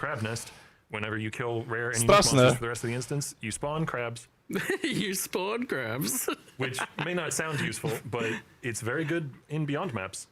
It's a bunch of extra crabs popping out as you do it. And I mean, more monsters popping out of monsters is definitely some people's jam for sure. Crabs. Lots of crabs. Oh man, there's a crab-themed unique that we're going to show host in a teaser that I'm really excited for. Będą kraby w grach. I'm sorry, I'm just baiting people by bringing that up. It'll be soon. What's this thing? I got to make sure to equip the crab armor set. Ej, widz zaproponował nazwę cmentarzyska, cmentarzysko utopisko. Brzmi całkiem spoko. Zaproponuję to graficzce może. You're definitely pushing what uniques can be in Path of Exile 1, I think, a bit, which is exciting to see. But you mentioned this like the crafting system. How does the reward structure for this mechanic works outside of maps in the actual charting and voyaging? Do certain charts have like certain reward types? Are you able to target farm specific things? So again, this is another point where I wanted to make sure there were multiple axes. So there's the Dead Man's Sulfur, which is the coral green glowing stuff that's in every single chart and voyage that you do. Yeah. And that's the fuel for powering the new crafting system. and that is fully tradable. So that's like the baseline. This mechanic just rewards this all the time. And then there are special charts that you can find that lead to special things on the ocean floor that can give, any number of, arbitrary rewards, whatever we decide. So there's one that just has tons of chests of currency, which I'm sure people will like. There's one that spawns, as you saw in the live stream, a new kind of mercenary that you can only get from that room. There's one that leads to the, the new boss of the league. There's probably a bunch that I'm forgetting. Dziękuję subskrybentom. Ej, dobra. Kto z was pierwszy raz w życiu będzie grał z Sajonką? Powiedzcie. Bo wydaje mi się, że parę osób już zasugerowało, że to będzie ich start z tą blondyną. O, całkiem sporo osób pisze, że pierwszy raz. Why I'm personally really excited to play, because it scatters a bunch of predetermined random rewards, like chests of currency, or a chest with a unique, or the message in a bottle that we showed on the stream that you open and it just gives you some random valuable unique, or potentially I think a reflecting message. Jak ukręcisz guida, to chętnie. Dobra, postaram się. Pierwszy raz z blondyną, napisał Karol. Tons of stuff, we try to get dozens of outcomes in there. And those are just scattered on the ocean floor, and they give you the feeling of exploring to try and find stuff. You're not going completely blind, though. Every lantern that you place has a little indicator on it, and that indicator will point towards the nearest scattered object, nearest reward you might want. So you know where to go to place the next lantern to find. Dobra, Dartian powiedział, że poradnik do Sajonki muszę nazwać pierwszy raz z blondyną. Nie no, nie wiem, czy to przejdzie. Co jakby nie zgłosi mnie YouTube. Yeah. Now you don't know what the something is necessarily. It could be an essence monster or a strong box or a chest with a unique in it, but it will be something that you would want. It doesn't. Technically, there are also mines on the seafloor that explode when you step on them. They're not very frequent. The lanterns don't point at those. Okay, you're not getting fully baited. I thought that's what you're getting. I was like, they better not point at those. Unskippable thumbnail. There's some sort of reward to get. No. Znajdę mój Some sort of reward, opus sweet magnum release. chyba. As again, the comparison to Wildwood there is that it ensures a minimum. You're getting something out of it. As long as you follow it. As opposed to like placement to lanterns, you're like, I just RNG'd and got nothing. I mean, for me, it's the most addicting part of the league. Like, I love. Dobra, moim chyba najczęściej komentowaną miniaturką na YouTubie.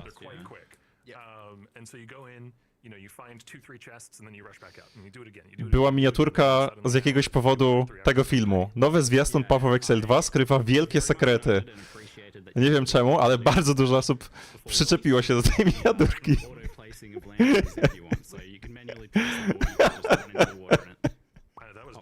Months ago, that was done well before. We're trying to do that though every league. Like always think, okay, what are people going to ask for on day 1, day 2, day 3, or week 1? What do they need? And like, let's get ahead of it and do it now. We don't catch everything, but Yeah, you can't do an extent, can you? Yes, but you're definitely getting better at that, though. Has it been a bit tricky to kind of get the feel of this right? Like, so you've got this thing where you're like pushing these lanterns out, and then you've got the bubble collapsing thing for the extraction as well. Like, it seems like a challenging thing to kind of get the feel for that right. Yeah, I mean, it's had a lot of iteration. The collapsing part I do want to specify because, it's something that comes up a lot in conversations I've had with, journalists and people at the office and all that. The lanterns will never start just randomly collapsing on you. Like, yes. you know when they are going to begin to collapse because they only begin to collapse after you place your last lantern. Yeah, it's not like flares and delve. Yeah. Like, So that's you have, distinction. You have infinite time to explore the areas that you've placed lanterns in until you place your last one, and then you have to get back to the bathysphere. Czy Tion zacznie gadać? Stary, gdybyś przeżył tyle co Tion Greyjoy, to też nie byłbyś taki gadatliwy. You can go fast, but it's not like... Like I said, people on Alpha generally are doing a chart in like a minute or less. pretty forgiving. Yeah. Which it kind of has to be, right? Like, Okej, chłopaki mówią, że... Bo parę osób faktycznie napisało u mnie na czacie, jak pokazywali tę mechanikę ligową, że to wygląda dosyć powolnie. A Octavian mówi, że testerzy ich kończą takiego czarta często w mniej więcej minutę. To nie brzmi w sumie długo, to raczej brzmi jak szybkie tempo. No zobaczymy. Drowning is not meant to be a significant part of the mechanic. If you're dying in the all flame encounters, I would hope that you're dying to the monsters. Yeah. And not to drowning. And that is generally the case whenever, I've died when playtesting and also when I've seen, players playing on alpha and stuff. Drowning is really, it really only ever happens if you are being playing real dangerous and trying to go out far into the water to try and get a chest or something, which is part of why we have those lanterns pointing at things, so you know where to place the lantern to get the chest in order so you don't have to be trying to do rippy dangerous. Czyli raczej utopisz się w nowej mechanice ligowej, tylko jak grasz jak chory świr, żeby nie powiedzieć wulgarnie. I bardzo próbujesz wejść w głębie, żeby tam zebrać dodatkowe jakieś skrzynki cały czas i tak dalej. But I think you'd have to be having a little miniature crisis in order to have that happen, I'd say. I feel like you'll do it once and then you'll learn from it. But if you're a hardcore player, Yeah, I guess I you'll only lose drowned. one character and then... I only drowned once, and I was like, oh, that was a bit silly. I won't do that again. That seems like something to learn from. There seems like there could be a bit of a risk of backtracking with this. People don't really, enjoy long backtracking. But I noticed with the charts, you can kind of a lot of the time you're placing your things in a circle, so you're not really backtracking so much. You end up where you started anyway. But with the voyages, there might be some backtracking, or maybe not, depending. So I feel I don't want to sound like I'm overemphasizing this too much, but the charts are quite small. Yes. By the time you've placed all, you get 7 lanterns once you upgrade your lantern count. By the time you've placed all 7 lanterns, you are maybe a couple screens away from where you started, maybe a little bit further than that if you go out in a full straight line. So the charts are meant to be really bite-sized encounters. So there is technically a small amount of backtracking there, but that is with monsters spawning. A możesz tak jakby odpalić parę lanternów naraz? Nie do końca chyba kumam, jak to działa jeszcze, ale zobaczymy sobie później. Obejrzymy jeszcze raz ten trailer, tę pokazówkę. Bubbles are collapsing around you. It's it's an actual kind of exciting gameplay thing, and it's not even necessarily always the case. I noticed because in the Voyage sometimes you're extracting basically where you are as you're leaving. Yeah, so the voyages, they're built out of 9 different charts that you kind of stitch together, and each of them at their center has a place where you can leave. So you don't have to backtrack to where you started in a voyage. That would be insane and terrible. You get to leave at each of these individual chart locations, and like I said, the charts are relatively bite-sized, so that means you're never really more than, say, a screen and a half distance away from a place where you could leave when you want to go. Yeah. Awesome. Łatwiej będzie grać brazdą na Witchce RL. How did you arrive at giving players 4 Hinokora locks per craft as your crafting system for this league? Well, actually, originally it was going to be similar. I want to say similar to Harvest. I don't want players to interpret that as similar in power level. It may or may not be. But I mean similar mechanically, as in list of specific bespoke crafts that you can do for list of specific costs of that craft. Yeah. But the problem with that is it was just too similar to things we've done in the past. It is essentially Harvest, but wet. And that's not... Taka luźna myśl. Oni pokazali, że ten nowy pyłek craftingowy, którego będziesz zbierał tam, jak będziesz grał aktywnie, to będziesz go pewnie miał nawet paręset tysięcy, ma faktycznie zastosowanie. I to zastanawiam się, czy oni po prostu nie zdążyli dodać czegoś podobnego może w Path of Exile 2 na 0.5?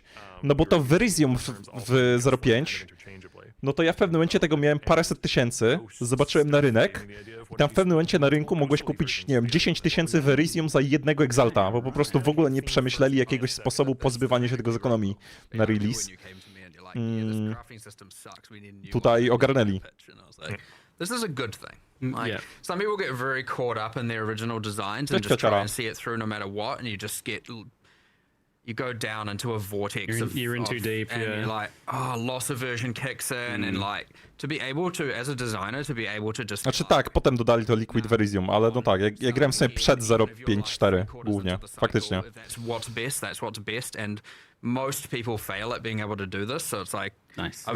when you came to me for that, I was like, wow, okay, this is cool. I'm happy. I did feel bad telling our lead programmer for the league, Jeremy, that your work, we're actually going to be changing it. Though a good amount of the infrastructure was able to be kept because it is still UI-wise very similar, where you put in item, click craft to go. It just changed to now you also put in a currency with the item that you want to use it on or use on it. So the main part of it is this splitting so that you can use and an exalt or something, and then see like 3 or 4 different potentials for that, and then choose your best one, and that's obviously very powerful, especially for some of the bigger graphs. The intangibility system is kind of the counterpoint to that, like some sort of limitation on that. How does that work exactly? Podsumowanie, jak się pewnie domyślasz, Beliar, ktoś pyta o podsumowanie co minutę, więc nie będę co minutę podsumowywał, ale na YouTubie będzie pełne podsumowanie, o to się nie martw.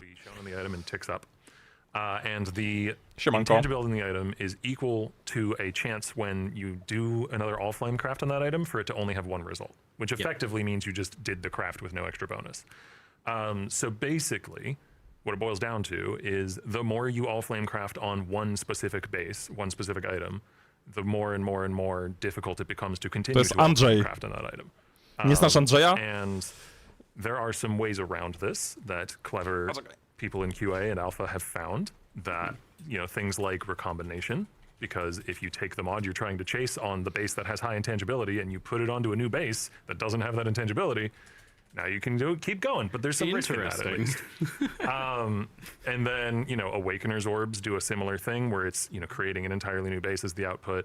And there's also a Ducat, which is the new currencies that we've added that interact only with all flame crafting, that has a 50% chance to remove all your intangibility and a 50% chance to destroy. Ej, powiem wam, że mam trochę zagwozdkę, bo z jednej strony to ja nie lubię robić legionów za bardzo, ale z drugiej ta struktura nagród legionowa wygląda zajebiście, że takie najbardziej chase unikaty w grze to będą z tego legionu, na co się zapowiada, że tam będzie niesamowicie wysoki potencjał, jeśli chodzi o jakieś takie totalnie OP z dupy itemy. No, ciekawe będzie robienie legionów dla nagród. But also for me, I understand this is very subjective. Some people may disagree with this take. For me, it's a theme thing as well. Like, I really don't like this super special Vol magic just kind of working with weird ghost magic that doesn't hew together well in my mind, but that is very much me alone who is holding that subjective take. Even just taking that whole random unpredictability and turning it into, like, for normal mod, like exalting, for example, sure, there's going to be some good outcomes, but for the fact that you can take that whole risk out of the Val Orb, or like most of it, it's honestly just a bit demeaning. Like you'd... Chyba rozmawiają o tym, że walorby nie będą działać, tak? Z tą mechaniką ligową, co nie powinny, szczerze. So that in itself is kind of bad. Now, however, I was like, if we had time, which we didn't, I was like, have it do something else. You put it in here and the 2 magics collide and who knows what happens. Cross the beams. The Valorb just says it modifies unpredictably, so, you won't be lying if it did something unpredictable in some other different way, but that was, hopes too high kind of situation. It was too difficult. One other... I know this isn't pertaining to a specific question you asked, but one other thing I want to make sure is getting across, because it was too in the weeds to go into in the live stream, is it is performing that craft on the original item X number of times, which means the outputs are independent of one another. So if I have an amulet that I'm trying to annul, for instance, I could have each output, it's unlikely, but each output could annul the same mod. Like the outputs do not care about one another. Right, so in theory, with an exalt, you could exalt the same mod on all the outputs. That's stupid unlikely, but it could happen. So if that happens, don't add us. It's not broken. That is how it is meant to work. It is doing the crafting step of the currency item on the original item X number of times. It doesn't mod block itself effectively. Teraz sobie uświadomiłem, że jeden z tych przedmiotów legionowych, które widzieliśmy, to był chyba hełm z modem z Headhuntera. Tak? Czyli to nie będzie tak, że pasek będzie miał tylko mody z pasków. Czyli mógłbyś mieć teoretycznie, nie wiem, broń z tagiem pasku, albo pasek z modem broni, czy coś takiego.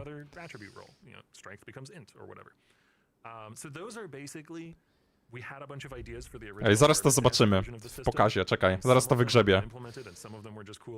Zaraz to wygrzebię, sekunda. YouTube, bo pewnie już to wrzucili na YouTube'a, zaraz znajdziemy.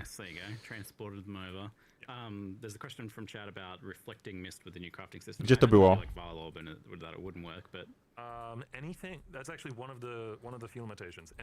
Gdzieś tu, gdzieś tu.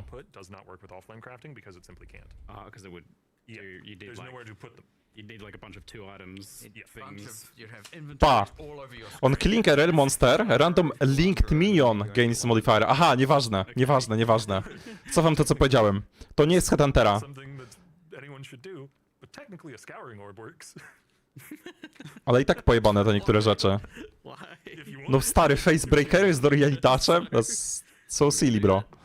Sure. Elemental Aegis na Exaurorze, zajebiste. Just throw away salt because you're rich. That Just base burning type, money. that's exactly the same as that base type. Look, nah, this one looks better than those ones. I'm Yeah, gonna something I'm gonna understand. take number 3. Stary, maybe. masz Lightning Coila, który ma 70% fyzezele, ale sick. A side note, thanks for the attribute swap mechanic as well. Like I saw the account for that swaps attributes. One of my favorites is the resistance swap, but just like Zakładasz to i Facebreakera i tam, nie wiem, chyba Perfect Implicit Helm i masz 100% fyzezele. Nie, czekaj, wystarczy, że... No tak, no. Insane. Other things like this that might exist. I can't think of any, but Isn't there in PoE 2 something that allows you? Maybe I'm wrong and this didn't make it in, which in that case I'm sorry. But something that allows you to swap like cold damage on a weapon to being fire damage. Yeah. yeah, there So is. that would be the one other case. That's not quite the same though, because that is more changing the identity of a build than it is just solving a problem in a build. Yeah, I kind of view the attributes and resistance as that problem solving. Powiedziałem Facebreaker zamiast Stonebreaker? To Attribute one misklik is actually słowny. slightly more interesting, because what it allows you is if you have a strength body type, then you can swap it to dexterity or intelligence, which is like technically something you can't actually do. See, I would have at the expected moment. it to obey the rules still, where it like Oh, no. can't do that, but you can actually just swap them to any. Nah, it's the all flame. It's like old Yeah, recombinators. the Allflame doesn't care about No the rules. rules. Aside from- Dzięki Mr. Stone. Except the rules that it has. Except for Valorbs and yeah. I guess the one caveat is that it doesn't work with hybrid attribute rolls. So it won't do anything with all attributes because there's nothing to swap it to, and it won't do anything with things like that give plus 10 strength and dex. Patch będzie w piątek It za only tydzień, works Noelku. with, giving one attribute, turning into giving one of a different type. Yeah. So let's change topics a little bit here to Mirage, which was announced to not be going core in 3.2.9. But is it something that you'd like to go core in the future? I don't know if you already announced anything about that. Short answer is yes. Yeah. Czekaj, co? Yeah, you seemed pretty keen when I O was co zapytał? talking about it We before. almost always let a league simmer. There's a few reasons for that. We like to have our... this is a more production internal thing, but we like to have our live realm be as close as possible to our internal realm. Yep. Right? And so if we've... Let's say... let's say we're having to make fixes to the live realm. We have to be open to be able to make fixes to the live realm. So if all of a sudden we've redone the code base to not be a league and instead it's now core, we've made all these changes and everything, the capacity for us to then fix things on live becomes significantly harder. So, yeah. So that's like the production. So that would generally, that doesn't matter in the latter 2 months of a cycle, but in the first 2 months it would be like, we don't really want to do that, otherwise we don't have the capacity to respond to things going wrong on live. It's safe to say after 2 months not as much goes wrong. But then you've only got 2 months to now do all the changes on top of the fact we've got this to prepare, we've got all the other content coming in. So like adding that in itself just causes some problems for us where we're like, oh, now we have to, how can we figure out how we can make these changes and get them on live without having what we are committing to internally be even close to what's on live? And so that's a more like, it's something maybe the players don't really often think about because it's really a problem exclusive to us internally. But yeah, like... Napiję się wody, napijcie się wody, bądźcie nawodnieni. I heard you bring, I was like, the fact that it's multiplicative with everything and affects every league, it's like, are we going to sign ourselves up for the maintenance here? You know, Oh, well, similar, like yeah. Reliquarian, but more. I guess I do want that maintenance. I want agree. Mirage in the game, Nice. but I want to do it in a way. I want to make sure that we have assessed it so that it's done in the way that is the least hampering to future development of leagues. Because if every league going forward that appears in maps needs to interact with Mirage, which it will need to, because it'll feel lame if it doesn't, then we need to make 100% sure that however we're implementing Mirage now doesn't, continue to pester us and bite us in the ass for the next, 15 leagues that we make. So I think it's very important that we, carefully take the time with its implementation. Właśnie opowiadają o tym, Should the że Mirage na przykład nie będzie na razie Mirażu, manipulated by Mirage, bo musi się właśnie dogotować jeszcze trochę. Poza tym muszą być bardzo ostrożni z dodawaniem takich mechanik jak Mirage na stałe, żeby ich nie gryzły w dupę, za przeproszeniem.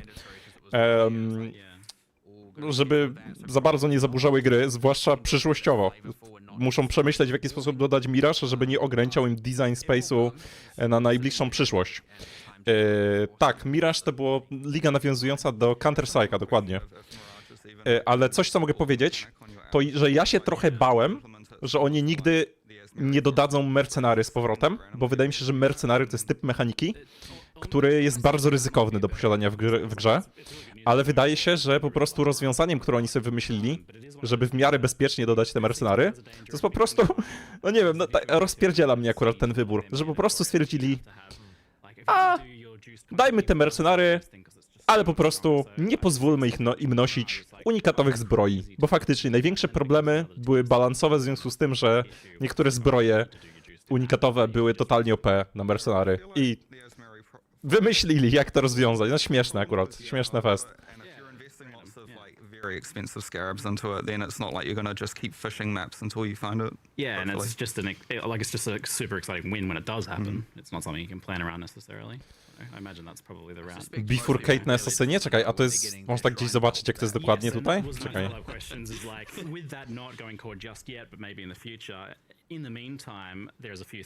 Ej, zaraz te nowe gemy sobie też przeczytamy. So, the uniques will not be going core just yet. There are a few other bits and pieces from Mirage that will be going to core, though. Just earlier this week, I added massive support to Heist for the blueprints that have the special implicits that you know guarantee certain rewards at the end of Blueprint Wings. Mirage? I think Andrew did some stuff as well. Yeah, so in sort of where like volatile valves are super cool. Yes. I wouldn't want to just. Yeah.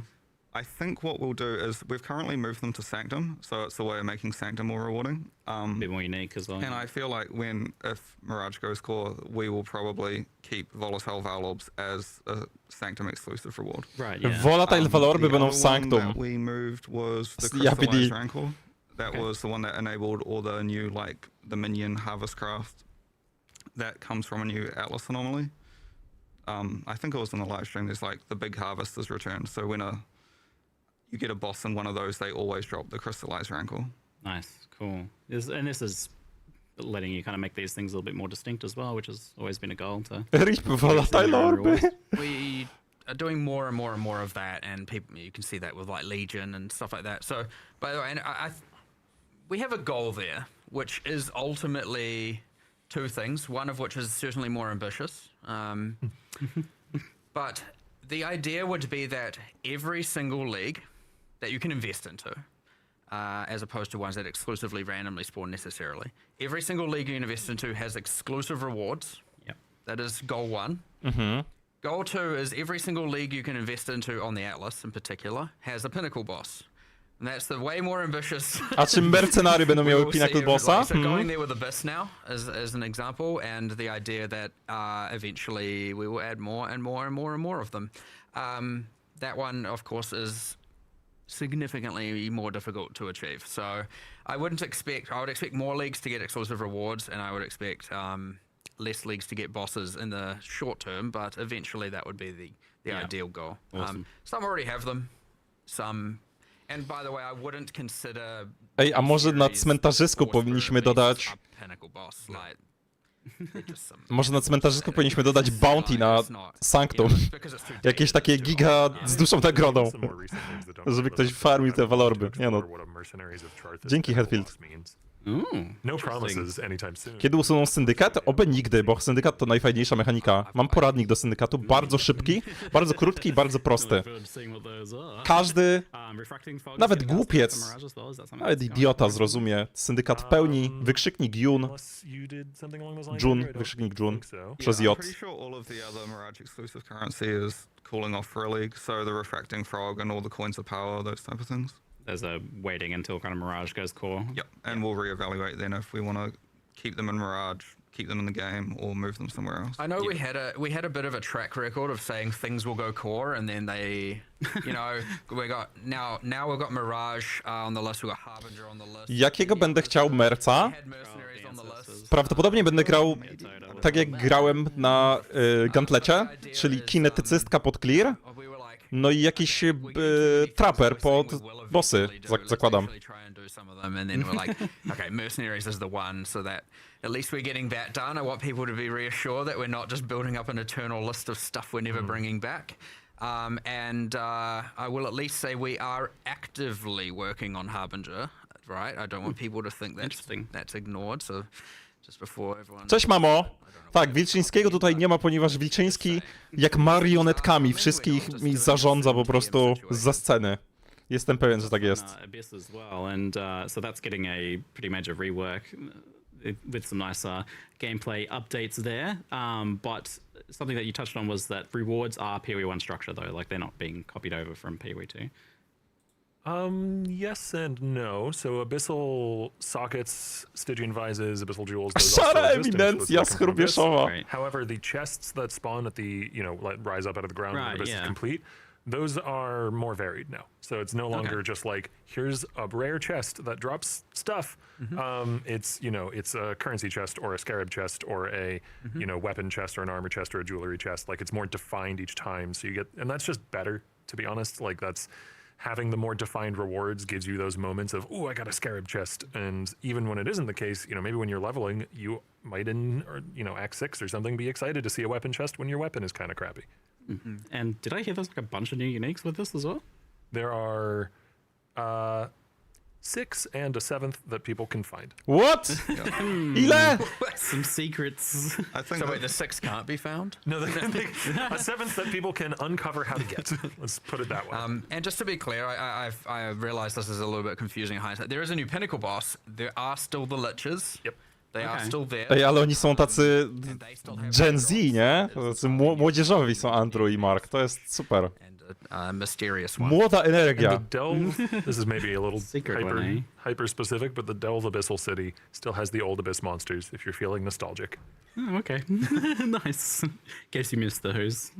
I did feel that about Breach a little bit at one point there, so that's nice to hear.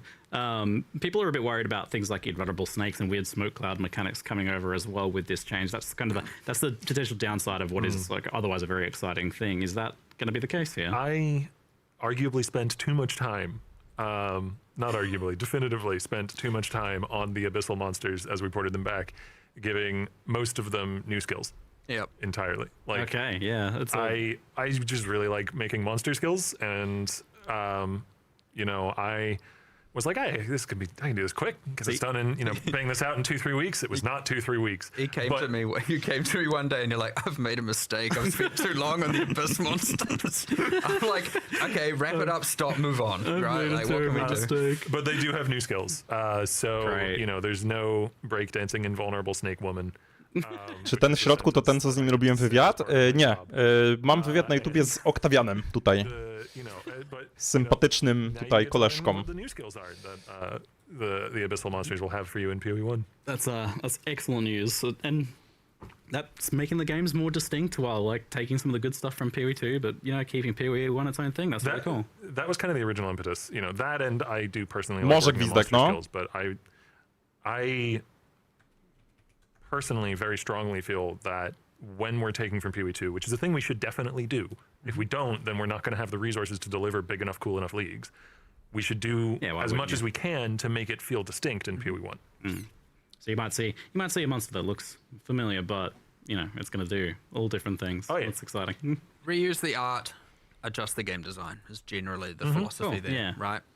Yeah, Dla tych, którzy słuchają jednym uchem, ale w sumie są ciekawi o co chodzi, to gadają o tym, że będą recyklować content między 1 i 2, ale chcą, żeby większość recyklingu dotyczyło modeli na przykład, nie? Że na przykład używają tych samych asetów, tych samych animacji, tego samego jakiegoś tam modelu, ale pomimo tego, że jakby wizualnie chcą reuzować, to raczej designowo chcą, żeby gry no były inne, nie? Że będzie na przykład ten sam potwór, ale będzie działał trochę inaczej i będzie związany z inną mechaniką i jakiś, nie wiem, powiedzmy system craftingowy, który niby będzie podobny tematycznie, ale będzie działał inaczej, nie? No i faktycznie no, wygląda na to, że no ten Abyss nadal nie będzie działał tak samo jak... Nie ma desekretowania z Abyssu w jedynce, nie? Nadal będzie desekretowanie z syndykatu. But you can enshroud any unique armor in the game that isn't corrupted, I don't think. So you can take boss uniques, like... You can't create boss uniques. No, you can't create boss uniques. Yeah, that You would go be... from consume boss boss unique. Yeah, you You wouldn't can want that. take a mod from a boss unique, and it's effectively like you applied an ancient orb to the item. So Yeah. it will randomly transform into a new core droppable unique, like a lightning. Ej, dobra, właśnie sobie uświadomiłem a propos tego Legionu. Że to jest insane! No bo niektóre unikaty przecież z bossów, które do tej pory nie były za bardzo pożądane, może staną się pożądane, bo właśnie będziesz, nie wiem, na przykład jakiś unikat bossowy będzie miał jakąś konkretną, zajebistą linijkę, którą będziesz chciał przełożyć na inny przedmiot unikatowy. Nie, ten nowy Legion się wydaje turbo OP potencjalnie. To brzmi chorze. But you'll definitely there'll be some combinations of these unique items that you'll be really looking for. No. Don't worry. We'll touch on that in a bit. The balance of the vestigial uniques, the balance is not. It's not like 1-to-1, right? It's Where we can keep it 1-to-1. Oh yeah, of course. We try to keep it 1-to-1, but for example, something like Comb's Heart, we aren't sending 1,000 life across to the new item. I think No it's like 1,000 life lightning I coils. think That's a it's lot, like though. it's like 250, I think. 250 life lightning coils. No powiem tak, okej, odnieśli się właśnie do Cam's Hearta, tak? Że na przykład przeniesienie moda z Cam's Hearta nie będzie dawało 1000 HP, ale 250 HP. A 250 HP to i tak jest huge przecież, powalona ilość. Ale w sumie to wiedzieliśmy po tym, bo oni pokazali Lightning Coila z modem z Cloak of Flame. I to nie było 40% FZL, tylko 20% FZL.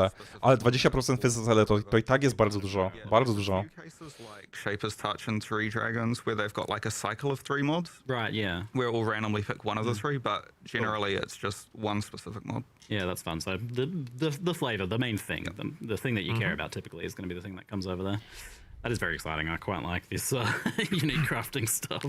It's cool. good to see you exploring that. I'm really. I guess it's somewhat similar to Elder's Legacy, right? Like a little bit. The funny thing is, I think we designed these independently because we figured this out pretty early on in League development. So this would have been like 4 months ago or so that we figured out this is what we're doing for Legion vestigial items. And then I was talking to David, who's one of the PoE2 designers, and he's like, oh yeah, we have this really cool thing where you can put a rune that takes a unique mod and puts it on another unit. It's like, what? You We're stole doing our that in idea. PoE1. But it does feel very different, to be fair. Yeah, I feel like this same concept is like all of a sudden being explored from a bunch of different angles by different people, which is kind of cool because you're going to arrive at a bunch of cool ideas that... Nie pomyślałem o tym, ale faktycznie to ma vibe The actual literal case of the Great Mind. trochę tego Aldur's Legacy, ale od całkowicie innej strony i też brzmi jakby to miało być dużo bardziej przystępne. So that is like a pretty exciting new thing that you can do with Legion. But with incubators being removed, which is kind of like a lot of the baseline reward for Legion, doing Legions in maps, do you feel like the raw reward value of Legion will still be there? Is that being kind of compensated in some area? Yeah, well, personally, last league I actually ran a lot of Legions, so I knew like the pain points especially. Yeah. And I was flooded with so many incubators. I literally had to filter out like 95% of incubators. Walcie inkubatory. Very few of them I felt like actually gave much like value, and I just was annoyed that every few maps I needed to apply 10 currency incubators. Yeah, I think this is a good change. So I don't think you're losing too much. You still have all the other reward icons. Like, another thing to note is, I think it was mentioned, is like, Abyss Jewels are now exclusive to Abyss. Yeah. Talismans are now exclusive to Talisman. Yeah. So Legion has a The smaller bestiary. pool. A smaller pool of rewards means you are seeing things like currency rewards, scarab rewards, unique rewards more commonly because Yeah, they're we've not- removed those other rewards. Right, they're from not the being pool. replaced. Yeah. Like, instead of a random incubator that you're filtering out, it's going to be a currency box or something instead. So, okay, that makes sense. It's a nice side benefit of this whole, ongoing effort to get each league mechanic to give its own special thing exclusively. Yeah. Because it kind Good. of incidentally buffs the rewards of other league mechanics too, Like, were you ever really excited to see an abyssal jewel from Tujin? A propos grania sajonką z Mercenary, to jeden z komentatorów na YouTubie napisał: Piotrek, ja też zagram Daenerys z niewolnikiem. Yeah, that's absolutely the right move. It gives people their niches, their little thing to be proud of. Like, I'm supplying the abyss jewels to the market. When it comes to like conceptualizing this, I know like Andrew came in, he's like, I got these pain points. I want to improve some leagues.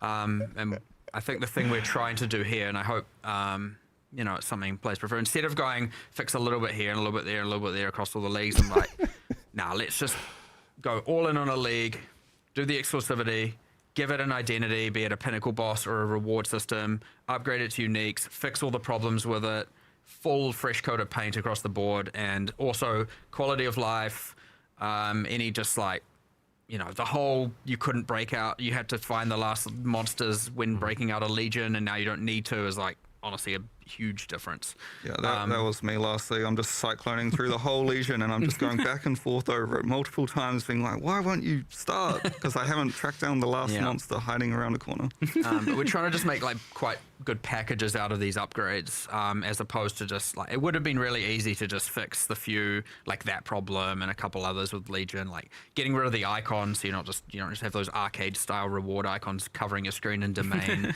you know, all that. But then we're like, well, while we're at it, new reward system needs it, and you know, with the burst we're also like, new pinnacle, why not, because it needs it. And so, and we kind of hinted towards some ominous mastermind of Legion there, so you can already see we're heading in a direction towards More to come. Yeah. Cool. But O, zasugerowali, że będzie jakaś mechanika w przyszłości dalej eksplorująca koncept Legionu, tak? Get lost in a few almost bug fix patch note style things across the board. So even though some leagues, because I know a lot of people can go, what about this league? What about that league? What about, like, our idea is to just, we got a new league. Here's a couple of leagues we want to improve by giving them identity, fixing everything, addressing the gameplay concerns, and we're just going to cycle through them. And I'm sure by the time we get to the end, we have to go back to the start. So Legion rework to 2029. .com. There was a weird question from chat there. Can foulborn unique mods become vestigial unique mods? That would be kind of wild. No, I think that's the other restriction of the system. You cannot use the currency on corrupted uniques, and you cannot use it on foulborn uniques, because it's sort of like a No i different pewnie sort na of magic. synthesize Right, unik, yeah. co? Chyba, że Have tak. been defiled in their own way. Yes. Not crossing the streams. Things would start to get pretty complicated pretty quickly with that sort of thing, wouldn't they? Czekaj, coś chciałem sprawdzić jeszcze. Another thing that's been reworked and indeed come back is mercenaries. There's a long list of stuff going on in this expansion, isn't there? So to clarify, the base mercenary mechanic is now... O, gadają o mercach. And then they help you for the rest Może of the zapytają, zone. czy możesz mieć nadal unikatową zbroję, jeśli znajdziesz go z unikatową zbroją. Yeah, so they'll start showing up in Act 3. There is a change that we want to get in. It might not get in for the patch, but in the campaign we do want to see if the mercenary can follow you for multiple areas. Oh. But like, if you, so in the campaign it's like you find them in. Yeah, you wouldn't want that in endgame, would you? But like in the It doesn't campaign- really work because they have to go Yeah. from a combat area to a combat area. Yeah, okay. You can only have one temporary mercenary at a time still. So if you find a mercenary in one area and then the next area, you don't have like. Jak you nie aren't siedzę z taking nim na the full kanapie? party with you. Siedzę. Yeah, undecided if that will get in time or not. Okay. I did definitely notice that you have buffed them, like, because they're now this limited thing. It seems like you're just like, well, let's make them ridiculous. Like, Well, they're stronger than me. The main thing with temporary mercenaries is you cannot tweak their gear. Yeah. And because you cannot tweak their gear, we can make them much stronger than before because we don't need to balance around you giving them 1,000 DPS axes and Doyani's prototype and whatever else. Yeah, they seem to be So, powerhouses. The I'm good like, thing oh, is we man. can balance permanent mercenaries and temporary mercenaries completely separately. Yeah, and that's really cool. And that's the other thing. So you can now get permanent mercenaries. Ci temporary mercenary będą silniejsze niż permanent mercenary. Most interesting, unique ascendancy. Mam nadzieję, że nie będą jakieś dużo słabsze te permanentne. Maybe lied last time we added the last Scion class, where I said we'd add another one after 13 years. You did, yes. Turns out it was 6 months. My bad, give or take. So sorry, apologies for the dishonesty. I'll forgive you on this one. But yeah, as you were going, sorry. Yeah, no, it's like so the luminary allows you to permanently hire a mercenary, and then there are like it's scaled back a little bit in that you need to say, oh, I care about them having unique gloves, so I'm going to allocate that point, or I'm going to mix and match those guys. So it seems like you've put some kind of effort towards making them a little bit more balanced, but this is like a super, I don't know, this is a super interesting ascendancy because it's got like a really long tail on it. Like you can keep finding new mercenaries as you go long term, Yes, right? it's also interesting if you're not a luminary, because if you find a really good mercenary in a map, you can itemize it and trade it to a luminary. So there'll be a market for farming mercenary for other luminaries. To jest tak powalone, You know what the very że będzie miał handel niewolnikami, dosłownie. Już mógł sprzedawać ziomków innym graczom. I potencjalnie znajdziesz idealnego niewolnika dla innego gracza. Zajebiste. And then they just die. Oh no. I'm like, no. Evil. Zajebiste, tak mi się to podoba. I really love where the Scions now ended up. Yeah. The 3 classes it has. You've got the Reliquarian, which we teased yesterday, day before, or something. Yes, the new we've set. shown the new ones. You got this, like all 3 classes. The Ascendant obviously is a bit more, but there's still many permutations. But still, 3 very unique classes. Yeah. Insane build variety. It ended up just being amazing and special, and the Luminary just is the icing on the cake there. Honestly, I'm looking forward to playing it. That's definitely my I'm 50-50 at the moment what I'm going to play. It's either going to be a Flame Link mercenary, me using the Flame Link, or channeling Lightning Tendrils, which sounds weird, but there's stuff. Yeah, there's stuff. I was going to say Andrew has adjusted over 100 skill gems for this I patch? think I still got a few What? buffs to do, but everything else should be in the notes. We're definitely, that's literally our next topic. Wait, We've just got a couple of what? mercenary chat questions before we move on. So, will mercenaries Dlatego Andrzej wygląda jakby nie spał od 80 godzin. Powiedzieli, że Andrzej tweakował numery jakichś 150 skillgemów. They'll turn up in the next area. Yeah. Okay. Did you guys like? I can't. But their survivability has been. No, I don't think it's been messed with too much. I think it should be all good. Zebra ogląda streama i mówi tak: ja ziewam, a ten mówi, że zajebiste. Gdzie tu niby jakaś innowacyjność? Zebra, słuchaj, może ciebie po prostu mało rzeczy cieszy w życiu. Mama ugotuje kotlecika, a ty mówisz: ja pierdolę, mamo, już wczoraj jadłem kotlecika. Zrobiłabyś... Mama Tomka zrobiła mu sushi.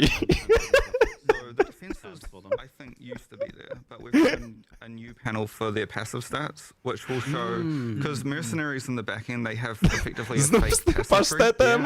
which you couldn't see before, but it's very useful to know like how many damage increases they're getting, how much crit multi they're getting, like those You can actually inherent. build them a bit more because you know what they're going to scale properly. Yeah. There's 2 things about the Luminary that I think are worth. You're talking about passive stats, and it reminded me. There's 2 things about the Luminary. So the first thing is that what we found is people were playing the Luminary and then they'd find no mercenaries. So the campaign has how many fixed spawned? 3. Zebra mówi: to nie jest kotlet mamy, tylko przesolone żarcie jest 2 na 10 knajpy na zadupiu. Słuchaj, możesz mieć własną opinię, ale mi się podoba, no. Co mam powiedzieć? Cieszę się, że wracają merce. Guarantee them with scarabs and invest into them always A mi being się there. podoba. They level up with you. So that the ones you do Merce find early wracają, on will tak. sustain for well, their skills get better, their passive, they get the passive. Yeah, so when you're in an area, it's just matching their passive stats and their skill level to the current area level. But what it doesn't allow you to do is you cannot equip a like high level item on a mercenary you found at level 30. So you can't give them high level items, but all of their passive stats and skills. I think this benefits spellcaster mercenaries a little bit more than the attack ones. Yeah, but without that, honestly, it was a little bit dire. Czekaj, nie do końca rozumiem. Nie do końca rozumiem. A co jak znajdziesz perma-merca, w sensie, że jak będziesz chodził na wyższe tiery mapek, to merc będzie silniejszy? Czy to będzie działało trochę inaczej, może z perma-nercami? Z perma mercami. Yeah, I found an infamous kineticist, and it's like, Oh, that's the big money right there. yeah. And then I went into another zone, and there was one of the temporary ones. I got those guys, and I was just like sprinting through the zone, and he's like slamming, teleporting, and she's throwing bolts down everywhere. I'm like, nice. Yeah. That's pretty fun. It's gonna be fun in endgame when you like get a good temporary recruit on top of your already Luminarious. Może mówić tylko One kampanii, character no. without friends. my mercenary friends. Absolutely. Will Triathlon skill gems drop from mercenaries now, or they remain exclusively as a heist reward? It's another question. Yeah, we've moved them back to mercenary, so they no longer drop in heist. That makes sense. You want each thing to have Po a jeden to standing reward wrzut na after all. dupie, które pucałują, żeby nie urazić korowych graczy. For luminary ascendancy nodes. Oh, I imagine not. Rel. It won't be. Because Wouldn't make most of much the nodes sense. don't work unless you have the node that enables And you then to there's have that the one that mercenary. would just be completely busted. Yeah. So it's similar to Reliquary, and neither of those two ascendancies. You can still use the Ascendance ones, but yeah, you can't get the Yes. Reliquarian or Luminary. Powiem wam, dlaczego lubię bardzo granie takim postacią pod merca. Bo mam chyba jedną z moich ulubionych elementów całego PoE, mimo wszystko, jest girowanie się. A grając postacią pod merce, to tak jakbyś grał 3 postaciami naraz, 3 albo 4. Że na przykład grasz i po pierwsze girujesz siebie, po drugie girujesz na przykład swojego merca pod clearowanie mapek i po trzecie clearujesz swojego merca pod bicie bossów. I tak na dobrą sprawę, grając jedną postacią, girujesz 3 postacie. Możesz jeszcze, stary, dorzucić anime Guardiana, to wtedy girujesz 4 postacie. Zajebiste, nie wiem, ja to lubię. Dla niektórych to będzie, wiadomo, za dużo, ale ja to lubię bardzo. By default at this point. We should be adding new interesting discoveries and unlocks, not like holding on to that when people might want to play this and come play the game and actually engage with the Scion straight away, and they don't have to. A new player shouldn't have to play to Act 3 to then reroll to do it. I know this is a thing that like isn't a huge deal Most of us because unlocked it 15 years ago or something. everyone just has done it, but like, yeah, it's easy to forget that even was a thing. So hopefully, yes, they don't have to play to Act 3 to then re-roll in order to play the class that they want to play. Which is a little bit sad because it was a funding at the time, but honestly, I forgot about it for 8 years or something. I don't know how long it's been. Most of us did, indeed. So, Andrew, you did some work on skill balancing. It seems like hand casting, aka self-casting, was a big part of the focus. What was your kind of like goals with skill balance this time? What Na have you been spokojnie się przyjdę potem. working O on here? spellcastowaniu gadają. Well, it's a couple of words that keeps cropping up over and over again. So we sat down and had a look and figured out like what are the problems with hand casting. It's like what are all the different things we can change. I mean, the general thing from my point of view is I think hand casting is like not bad in the campaign and like early campaign, but I think it falls off quite a lot in the middle game. And it comes back online very, very late game because you have a lot of very unique interactions like life stacking, that type of thing, which Znerwcie can life push stacking. it to be like very, very competitive. So a lot of the focus here was adding more scaling into that mid game, especially. Yep. But also the fact that we have like hundreds, I think it was like 180 spells that were like viable, damaging spells that we could like were candidates for balance effectively. Yeah. So it's like you have so much choice. Why would someone pick one spell over the other? So we've also done a focus of like trying to differentiate the spells a bit more based on like their inherent damage types. Yeah. So for example, like blade spells now have like 10% crit chance instead of 6%. So they're massively crit focused. Whereas fire spells have lower mana costs than other spells, but they have higher damage effectiveness, which sort of leans into them being very good for a Bronze giant. Vito. Yeah, I noticed you were doing more elemental distinction as well. Yeah, so like same, I saw similar kind of reasoning behind cold and lightning as well. Like lightning is faster, but higher mana cost. Yeah, so lightning will be interesting because lightning has like all of the cast speeds are faster, but the mana cost. Mogę wam is also powiedzieć, higher. jaka jest jedna rzecz, która mnie denerwuje w PoE. I to mówię o PoE 1, o PoE 2, o wszystkim PoE. Że jak próbujesz na przykład namówić kolegę, albo koleżankę, albo, nie wiem, chłopaka żony na PoE i na przykład mówisz, hej, możesz zagrać postacią czarującą, możesz rzucać czary i ktoś od razu sobie myśli, no dobra, no to zrobię takiego czarodzieja pod kulę ognia, no to jest po prostu zawsze gram na przykład czarodziejem pod kulę ognia we wszystkie gry. No w większości grach, w większości gier, kula ognia na przykład, to jest taki podstawowy czarmaga, który jest zajebisty i da się coś zrobić pod kulę ognia. A na przykład w PoE przez 18 lat PoE 1 i PoE 2 to kula ognia była grywalna po prostu może przez 10% tego czasu, a jak już była, to w jakieś dziwne sposoby. W sensie, co jak chcę po prostu pierdzielnąć taką gigantyczną kulą ognia, zrobić wielkie boom. Dziś w klubie będzie wielkie boom. No, nie bardzo. I zaczyna ten twój kolega i mówisz mu, dobra, fajnie, że zacząłeś, ale słuchaj, tak najlepiej jakbyś to nie rzucał w ogóle tych czarów, zamiast kuli ognia włóż sobie jakieś stary, nie wiem, jakiś czar z dupy totalnie i nie ty go rzucaj, tylko zaufaj mi, staw taki totem, który będzie rzucał ten czar, albo rzucaj taką pułapką, która będzie rzucać ten czar. No, to jest trochę... to jest słabe. Generalnie powinni upewnić się, jeśli chodzi o czary, że takie podstawowe archetypy magiczne, jak na przykład chłop rzucający kulę ognia, będą w miarę przynajmniej tak średnio dobre, chociaż średnio fajne, takie chociaż trochę działające i w PO1 i w PO2. Dziękuję ci, Kurier TV! Dzięki, z Radzika, siema Kurier. Kurier. Zaczynam sajonką pod nową asynancję, nie wiem jak ty. Curse of the All Flame. Along that line, there is the classic, meta nerfs, so to speak, that we like to do every league. But Andrew's a specialist at just give me a giga spreadsheet of numbers, and he is the king of just change all the numbers of all the things. Like most people are like, oh, there's multiple hundreds of things to do here, and they're a little bit reserved. And Andrew's just like, yeah, all good. Let's go through every skill in the game. Let's do it. Oh man, there's a long list of. It's gonna be some long. Mark chwali Teona Greyjoya, że Andrew w ogóle nieprzerażony jest robieniem żmudnych tasków, przeglądania 1000 tabelek, cyferek. I don't want to just buff every challenge spell in the game and everyone's like, oh, now I'm playing totems, now I'm playing mines. So do note there might be some like counterbalance there. Yes. That's a good thing. Otherwise, you're not even necessarily then making people want to. Czy też uważasz, że ta liga to dno? Chodzi ci o to, że będzie na dnie morza? Do you think that there might be a need in some areas for any sort of like mechanical changes to handcasting and channeling in particular? Well, there is a dream, Tak? and the dream is custom moving, but that is... I don't know if we'll ever see that in PoE1. Becca. It requires the new rigs, I assume. We will someday. One day. One day. That one's an actual long time away, though. That's not like a Zostawcie We've explained that Titanica. a whole bunch of times. It's the exact same reason why there's no. Nie mogę śpiewać, bo na YouTubie DMCA mnie złapie.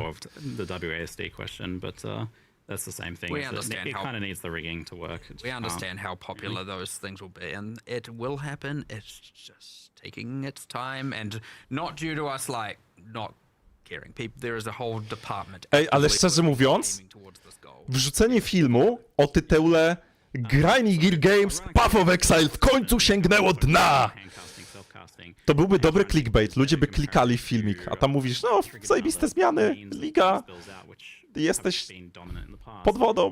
There has still been a lot of questions about cast on crit and cast while channeling. Cześć, Lucifer Krolo, witam fana Hunter x Hunter. Tutaj masz materiał na start, który cię trochę naprowadzi, chcesz to zobaczyć. Bardzo dobrze, kurier. Is that something you've considered or looking at in the Well, future at all? There is this new node on Assassin, which is sort of insane Oh. for cast on crit. Interesting. If you're familiar with bifurcation, and I don't know if it was shown in the live stream, but if you're familiar with crits bifurcating in PoE 2, Oh, yeah, that we've thing. pretty much ported the exact same mechanic back to PoE 1, which is especially effective on cast on crit. That was a whole can of worms, that thing. I'm surprised to Czekaj, on w ogóle powiedział, że dodali parę itemów pod kasę Yeah, cast Kryta? on crit, I'm like, sort of just ignored this patch.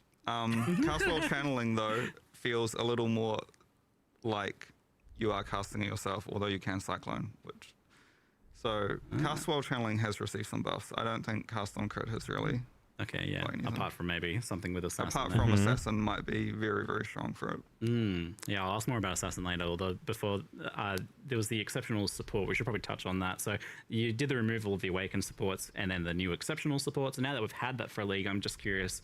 I've seen some questions here and there about it, and I've seen people saying, especially like dot builds, maybe poison builds, I feel like they lost a lot from the transition. You know, they had a bunch of damage now before that they don't have now. They were kind of already something that was a bit capped in terms of damage. The problem that a lot of those non-ailment dots have is there's very few mechanics that you can do something like super interesting with. Yeah. And previously, a lot of the old awakenings. Czy będzie Kitawa first? Wiesz, czego się boję? Że ludzie będą nie potrafili, nie wiedzieli jak naładować mana infuse staffa. Tego się martwię, że będzie się cały czas pojawiało pytanie, czemu im mana infuse staff nie działa.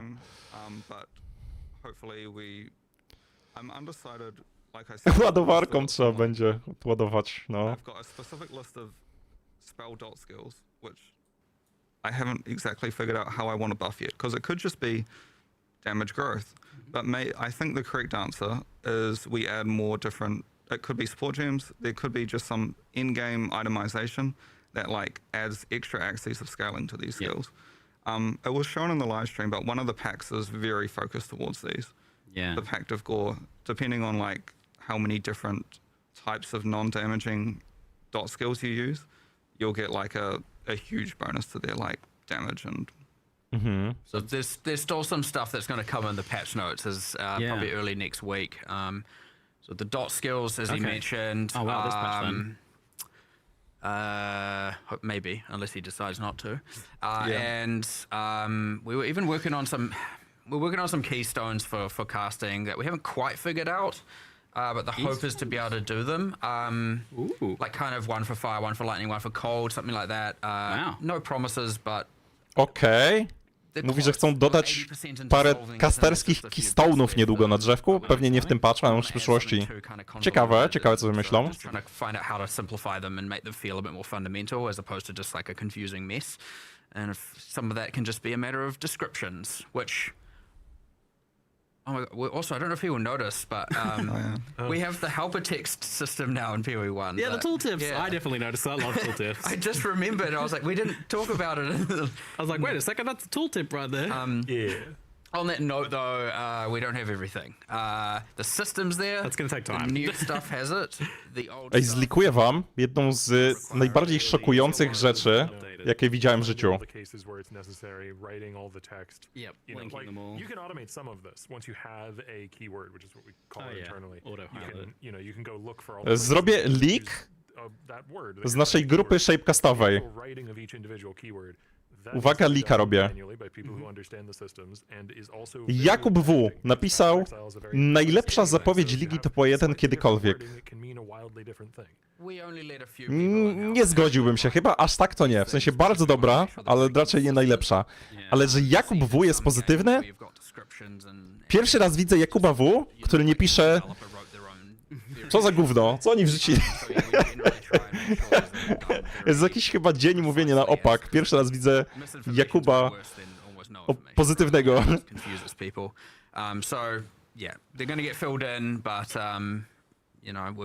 Udawany piątek. Udawany czwartek, udawany piątek. Dziś jest, znaczy teraz jest piątek już. QOL addition to the game and good for onboarding as well. And Awesome. yeah, so that's just random pivot, but I just remembered that when we're talking about the keystones and describing them. I see chat bringing up nearby. Did we get that nearby? Oh thing, yeah, I Andrew? was gonna mention The highlight, the circle. Yeah, so I think what we're gonna do is we're gonna do a restart patch, like a content update, maybe a week or two after release. Yeah. And for that, I have a plan where I'm gonna unify all the nearby keywords. Oh. So nearby, close, present, proximal, all of that stuff. And then it will all be keyworded, and you'll be able to highlight the keyword, and you'll get the nice little ring around your character. To jest fajne, nie? Że będzie mieć keywordy, znaczy keywordy. Że jak, tak jak w PoE2, nie? Że jak będziesz miał jakieś słowo na przykład na itemie, przepraszam bardzo, na itemie, to będziesz mógł zobaczyć, co robi dany efekt. Spoko. There are some changes that won't work in Zwłaszcza dla nowych graczy. it has been restarted. Like, Yeah. So it just forces everybody off the Some game. and eternal back up. terminology leaking It's out. about client server synchronous. Yeah, Yes, yeah. but Oh, that's good news. W ogóle chciałbym oficjalnie teraz podziękować. Przez ostatnie 3 godziny miałem wyłączone alerty, więc wszystkie jakieś tam, czy subskrypcje, czy nawet jeśli ktoś donatował, to ja tego nie widziałem. Ale teraz WTR subskrybuje. Bardzo wam dziękuję. Oczywiście też, jak ktoś ma wolne primy, nie ma co z primem zrobić, ja oczywiście zawsze go bardzo chętnie przygarnę. Lepiej go zostawić u mnie, ponieważ inni streamerzy są chciwi, a ja nie jestem chciwy, dlatego lepiej zostawić u mnie. A tak poza tym, przecież będą streamy codziennie od piątku za tydzień, więc żeby nie mieć reklam, to też warto sprimować. Dlatego dziękuję Eudax, dziękuję Zima i dziękuję każdemu primującemu. I nie tylko. Bardzo dziękuję. But Nice. do note that the death marked node, the one that is applies assassin mark, that has also been massively buffed. So Oh, cool. if that node is much stronger for attack builds, then hopefully assassin is also viable for them too. Control F Assassin in the patch notes then. That's good news. Yeah, because I was doing a little bit of research on that just. Kurier, ja to już chyba nawet nie muszę, bo GG zaczęło. Przecież w 3.28 dodali holy skille. Yeah, I mean, we do sometimes look at PoE Ninja just to see like the not one the or two absolute authority ascendants. on this. Yeah, we often have our like we make sure we address the least played class or two, but because some of these we just instead went with more of a like well, not to say they aren't, but folded into the hand casting thing and do spell casting adjacent stuff instead. So. Yeah, related to the assassin questions, a few people have been asking about daggers and claws. Daggers in particular feel like they lack a bit of an identity. Like you would expect them to be the highest crit thing, but in many cases that seems to not be the case. Dajcie And a lot kryta of times więcej. It's like, unless it's Miodu unique, dodajcie it's like, sztyletom. wow, I should just use a claw instead. That's going to be better. One of the things that's going to be in the patch notes is quite a lot of caster itemization changes, particularly to like staves and daggers and wands and scepters. So one of the things with daggers is they're implicits. We just had a look at them compared to like wands and scepters, and it's like you're kind of weak. Yeah. So all of the crit chance on dagger implicits has been buffed. Nice. And then the changes that were related to wands and scepters generally proliferate to daggers as well. So rolling caster daggers will have a bunch of improvements. As attack daggers versus attack claws, the only real change there is that daggers have slightly more crit chance. Kurier pyta, czy ścigamy się do nowego bossa.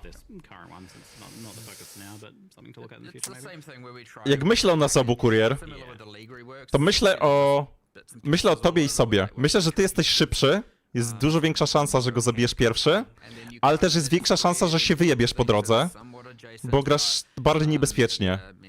Więc albo ty go zrobisz pierwszy, albo się wyjebiesz po drodze i wtedy ja go zrobię. No, to jest tak zwane 50-50. So ultimately, we just keep paying attention. Żółw kontra zając, no. It's not on the right spot, and then we go, okay, how are we going to turn that into a package, a rebalance package, and that's kind of how we go about doing it, to be honest. So let us know is the answer. Well, I mean, that's the next question is about defenses on ranges. Obviously not in the scope of this patch, so no one expects anything in that regard. But it's maybe a good one for the future to look at. Defenses on the ranger build archetypes, especially with bows, it seems to be, is kind of the topic here. And I had some prolonged discussions with a few people about this one. So I have some extra context on this if needed, but the main takeaway seems to be that range defense suppression, namely, was nerfed as a result of other classes heavily investing in it, which is like a good thing to do because you don't really want like... Czy kupuję jakiś supporter pack? Czekaj, weź mi je pokaż jeszcze raz. One są już tutaj? Czekaj.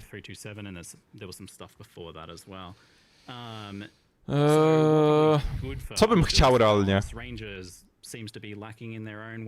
Ten map device jest zajebisty, ale kurde, $90 to jest dużo. Zbroja mi się bardziej podoba ta, ja lubię takie rycerskie bardzo, moje klimaty to są. Ten hideout wygląda zajebiście. Dobra, ja chcę ten hideout. Możliwe, że kupię ten z hideoutem. Ten rycerski. Zobaczymy. So I was wondering if that's like an area that you might be interested in looking at in the future or something you've been tracking. I mean, if the player base agrees, Nie zrobiłem then we sam. look into it, which, I mean, you're primarily correct, yes. Then that will turn into our next package, right? Like, we pay attention to it during this league, by the way. And then we go, okay, you got this, this, and this. What one are we going to focus on? Maybe we can do a second. So, again, that is a worthy candidate for sure. Yeah, I haven't played an evasion build in like... Nie odpaliłeś domku na drzewie? Co to jest domek na drzewie? I can't remember how good the defenses were. I remember the philosophy of that change was basically that like a lot of the investment in the ranger area of the tree should be able to get suppression back to the level that it was pre-nerf. If that isn't the case, we can probably do more there. Yeah. You'd want to adjust things that are like solely the domain of that kind of build, right? Yeah. So like pure Alex Sky. Już nie pamiętam. Maybe quivers, something like that. If you're talking about bow builds being a problem specifically. It could be we do be it more incentives and dex, stuff. like if you dexterity focused kind of defenses pass plus weapon distinctions. Like if you're talking about attack claws and daggers, like I can already see this coming together and becoming a bit of a thing. So even if it's not just defensive, it could just be something to do with that. Since we were kind of talking about like the daggers and claws and stuff, that's also in that similar area. So I wonder if that's like there's a package kind of in that area. I can see that. I could see that coming together. Yeah. Yeah, it's like there's always going to be people that disagree on like what's the next area that should be focused on, but that's one that got brought up by someone whose opinion I kind of trust on that topic. I do agree that I don't think PoE 1 has super good identity between different types of weapons, because like if you're a slayer, it's like what's the difference between using a two-hand sword axe or mace? Really, there's like a few mastery options, a couple of different implicits. And that's a fun thing to improve too. Like it results in things being more interesting typically whenever that sort of stuff is addressed. So I mean, one of the benefits of having this, cadence where we have the split teams with, designers fully dedicated to PoE 1 is we have the time and resources to address these kinds of problems. Yeah. We can do much more significant balance shakeups every league if we want to. That's clearly evidenced by this patch with the gigantic delve into the various problem areas. It's good news for sure. Production, can we scroll past this part? Yeah, a bit down further. Thank you. Cool. Another thing that got mentioned that I don't know if it was mentioned at all in the... Well, okay, so you mentioned something about Val orbs, and this is connected to this. So, synthesis. You mentioned something's happening with synthesis modifiers. Oh yeah, we're just getting rid of them. Nice. Czekaj, co? That is the thing that's happening. Yes. Good riddance. Yeah, well, to be fair, the synthesis unique items are still unchanged. They still can get synthesis implicits, but they sort of... Wait, really like wyrzucili syntezis mody? item bloat, and they don't really have a specific home in the game currently. So why have synthesis implicits when you also have val implicits, and it sort of removes the identity of implicits on like weapons, for example. So the whole identity was you take multiple for those who maybe remember the league, you take multiple items explicits mods and put them as implicits on something. Like the whole idea was that you're turning explicit mod power into implicits, and then we removed that conversion process and then just had... So really what it just looks like is there's just a random amalgamation of different modifiers. Dobra. Implicits on these items. Jest tylko jedna rzecz, która mnie smuci. Tak szczerze to mam wywalone na 99% tego usunięcia syntezji z rzeczy z gry. Jeśli nie jesteś fubgunem, to cię to w większości nie obchodzi, ale jest to ogromny nerf dla niektórych charge stackerów. Na przykład, nie wiem, były przepotężne przykładowo pierścienie z plus endu charge'ami syntezowane znaczy nie tylko z endurance charge'ami, z różnymi charge'ami. To ogromny nerf dla charge stackerów, takich wysokobudżetowych. Or free up some design space to be able to do some more stuff in the future. Which we then did immediately use, right, Andrew? yeah. So Tell me more. well, I guess that's sort of like the vestigial items, but those are unique, so they don't really compete with synthesis bases. But the main thing we did is we took most of the interesting, powerful synthesis implicits and turned them into val corruption implicits. Yeah, so Wait! And get +1 frenzy charge. Odniósł się do tego! Wait! Then it seems like that's a much more interesting thing. You'll see it in the patch notes, but Może właśnie w drugą stronę będzie łatwiej. Bo mówią, że na przykład plus charge będą z wal korupcji. Same for all the val. I think we got rid of the increased damage versus... Okay, that's crazy, bro. Yeah, I think That's gone. I think I petitioned you to get rid of those like years ago, and now I didn't even. Nie, no nie wierzę, że to będzie na pierścieniach. Przecież jakbyś miał pierścienie Kaoma plus 2 endu, to wysadziłoby grę przecież. Nie, to brzmi zbyt OP, nie wierzę w to. 10 a.m. and I hadn't had enough caffeine. I can't remember. You can't do that. I need that for Anyway, a reason. that's the right answer. Yes. I mean, that's a very juicy buff to double corruption, so there's going to be some fun double corrupting action coming out of that. It also means you can no longer mirror the best items in the game anymore. Yeah, Mhm. yeah. I was gonna say like this is the sort of change that affects like very technical high-end crafting because The like only- can't get those crazy bases. A to mi się bardzo podoba. To mi się bardzo podoba, że najlepsze itemy w grze, to co powiedział, najlepsze itemy w grze to będą już itemy, których tak na dobrą sprawę nie będziesz mógł mirrorować. Which is everything but synthesis, let's be clear. So No bo nie będą aż tak mocno opierać się na przykład właśnie na syntezji, simplicitach, tylko właśnie bardziej na valorbach czy coś. To jest huge W według mnie. To jest bardzo dobre. Because there's a lot of leagues that'll generate corrupted items as outcomes, and now those can be much more of a jackpot, right? True. Yeah. Well, so part of my follow-up question was like, it was at some point mentioned that we would get the ability to add synthesis item drops back to synth maps because that was always like one of my favorite things. It's like it's such a high variance, fun win thing. It's like, oh yeah, man, rings are dropping with synthesized implicits. Like that's awesome. So now obviously that's not going to be happening since they're not a thing anymore. Is there something that synthesis Tak, maps mirror can będzie get mniej to make warty them potencjalnie, have no. their own unique reward? Are they even a candidate for that kind of like? Are they a system enough? Well, they're sort of under the umbrella of unique maps being very old and being not very good. And we would love to just like completely redesign all of them and Yeah, they're do getting, them they're properly. getting sad. They're getting real sad. Yeah. Dobra. As part of the Atlas Anomaly. Powiedzieli, że wprowadza ich w depresję stan unikatowych mapek w po jeden i chcą je zredesignować, zreworkować. Się zgadzam. Niektóre te unique mapki mają po ponad 10 lat i są totalnie w ogóle takim reliktem przeszłości, takim no rel. But not the point in the development cycle where you can make that kind of decision. Yeah. I will mention one thing though. Doryani's Machinarium is no longer required for challenge completion. Okej. However, Doryani's Delusion, the unique boots that drop from the map have been like, they always drop corrupted with an implicit and they've been massively buffed. So Oh.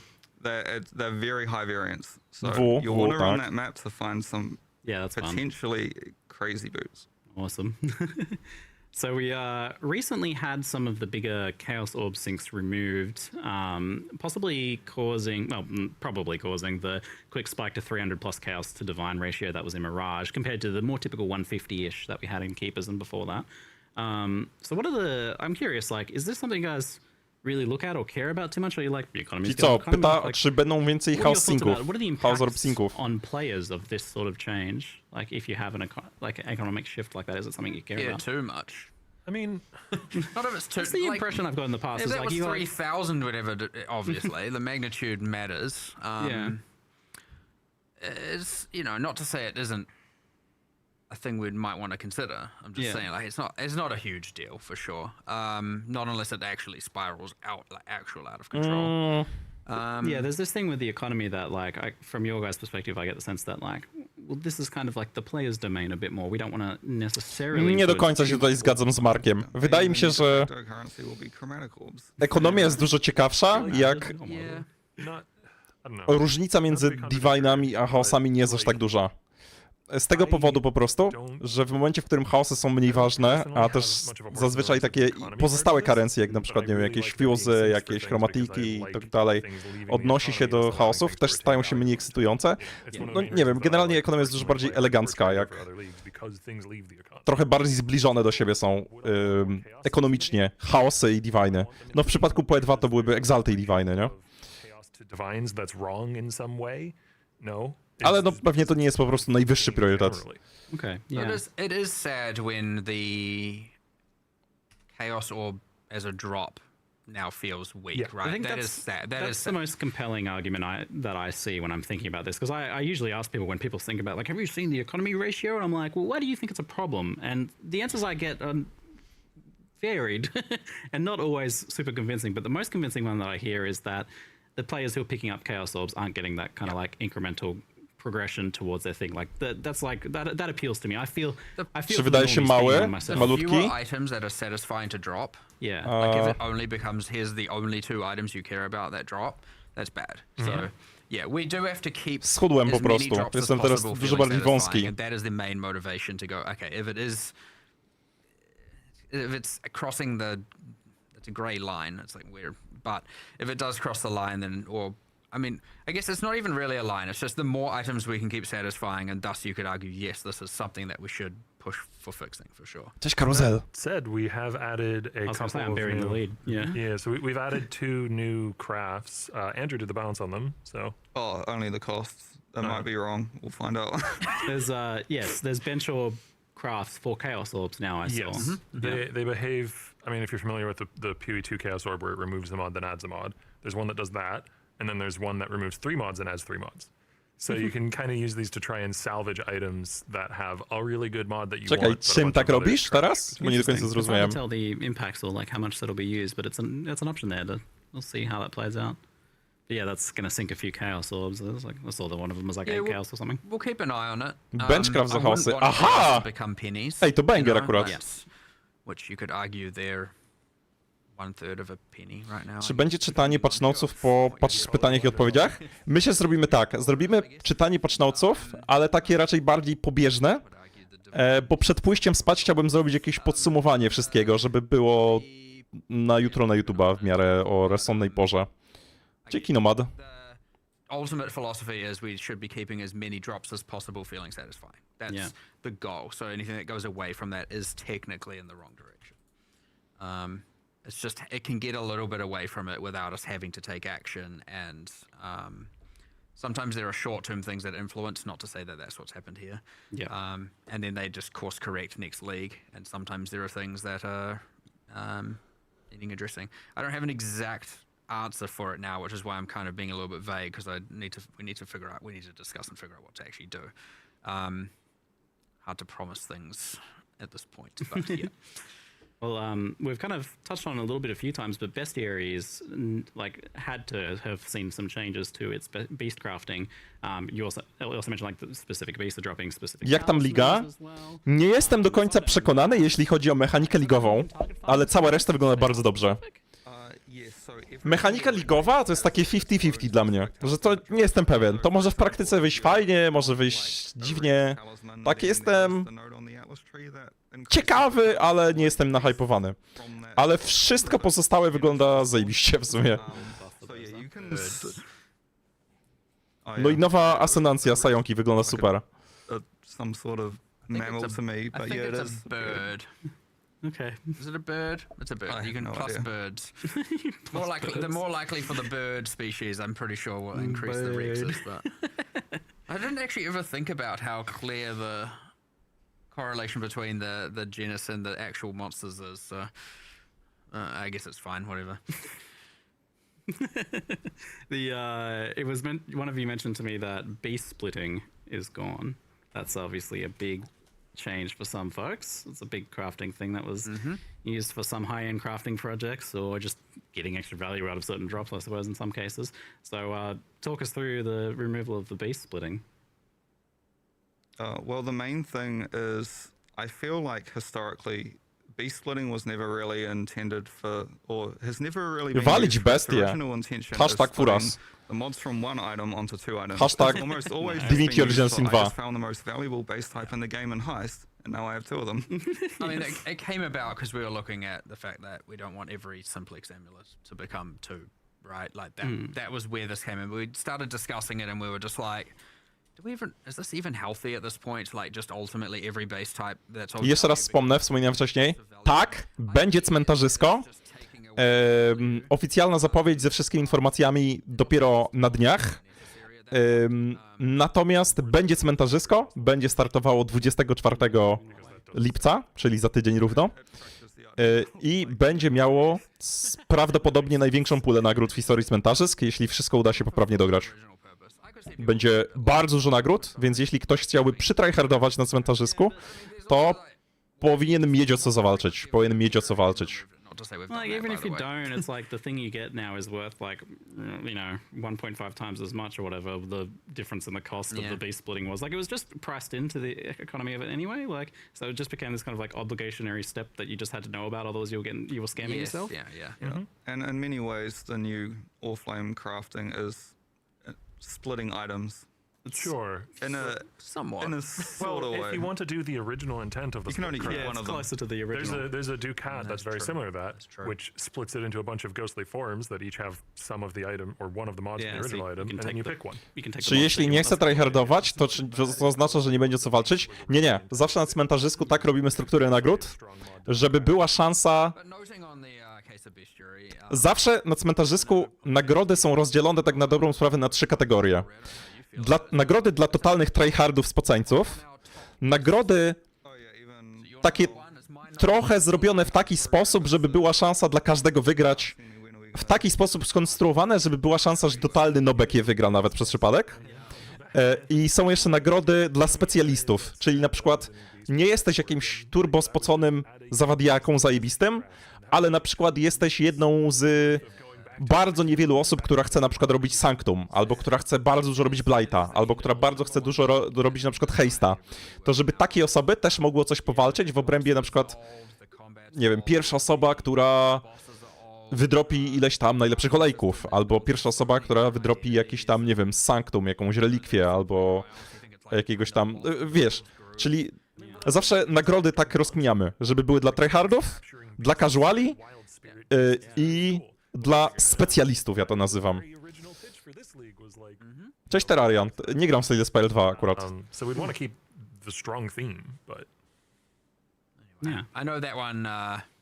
We all agree. I don't know how players necessarily feel, Well, but yeah, I mean, I definitely have had questions about that, especially on the quality of life side of things. And since you're already thinking about that, it'd be worth mentioning those now.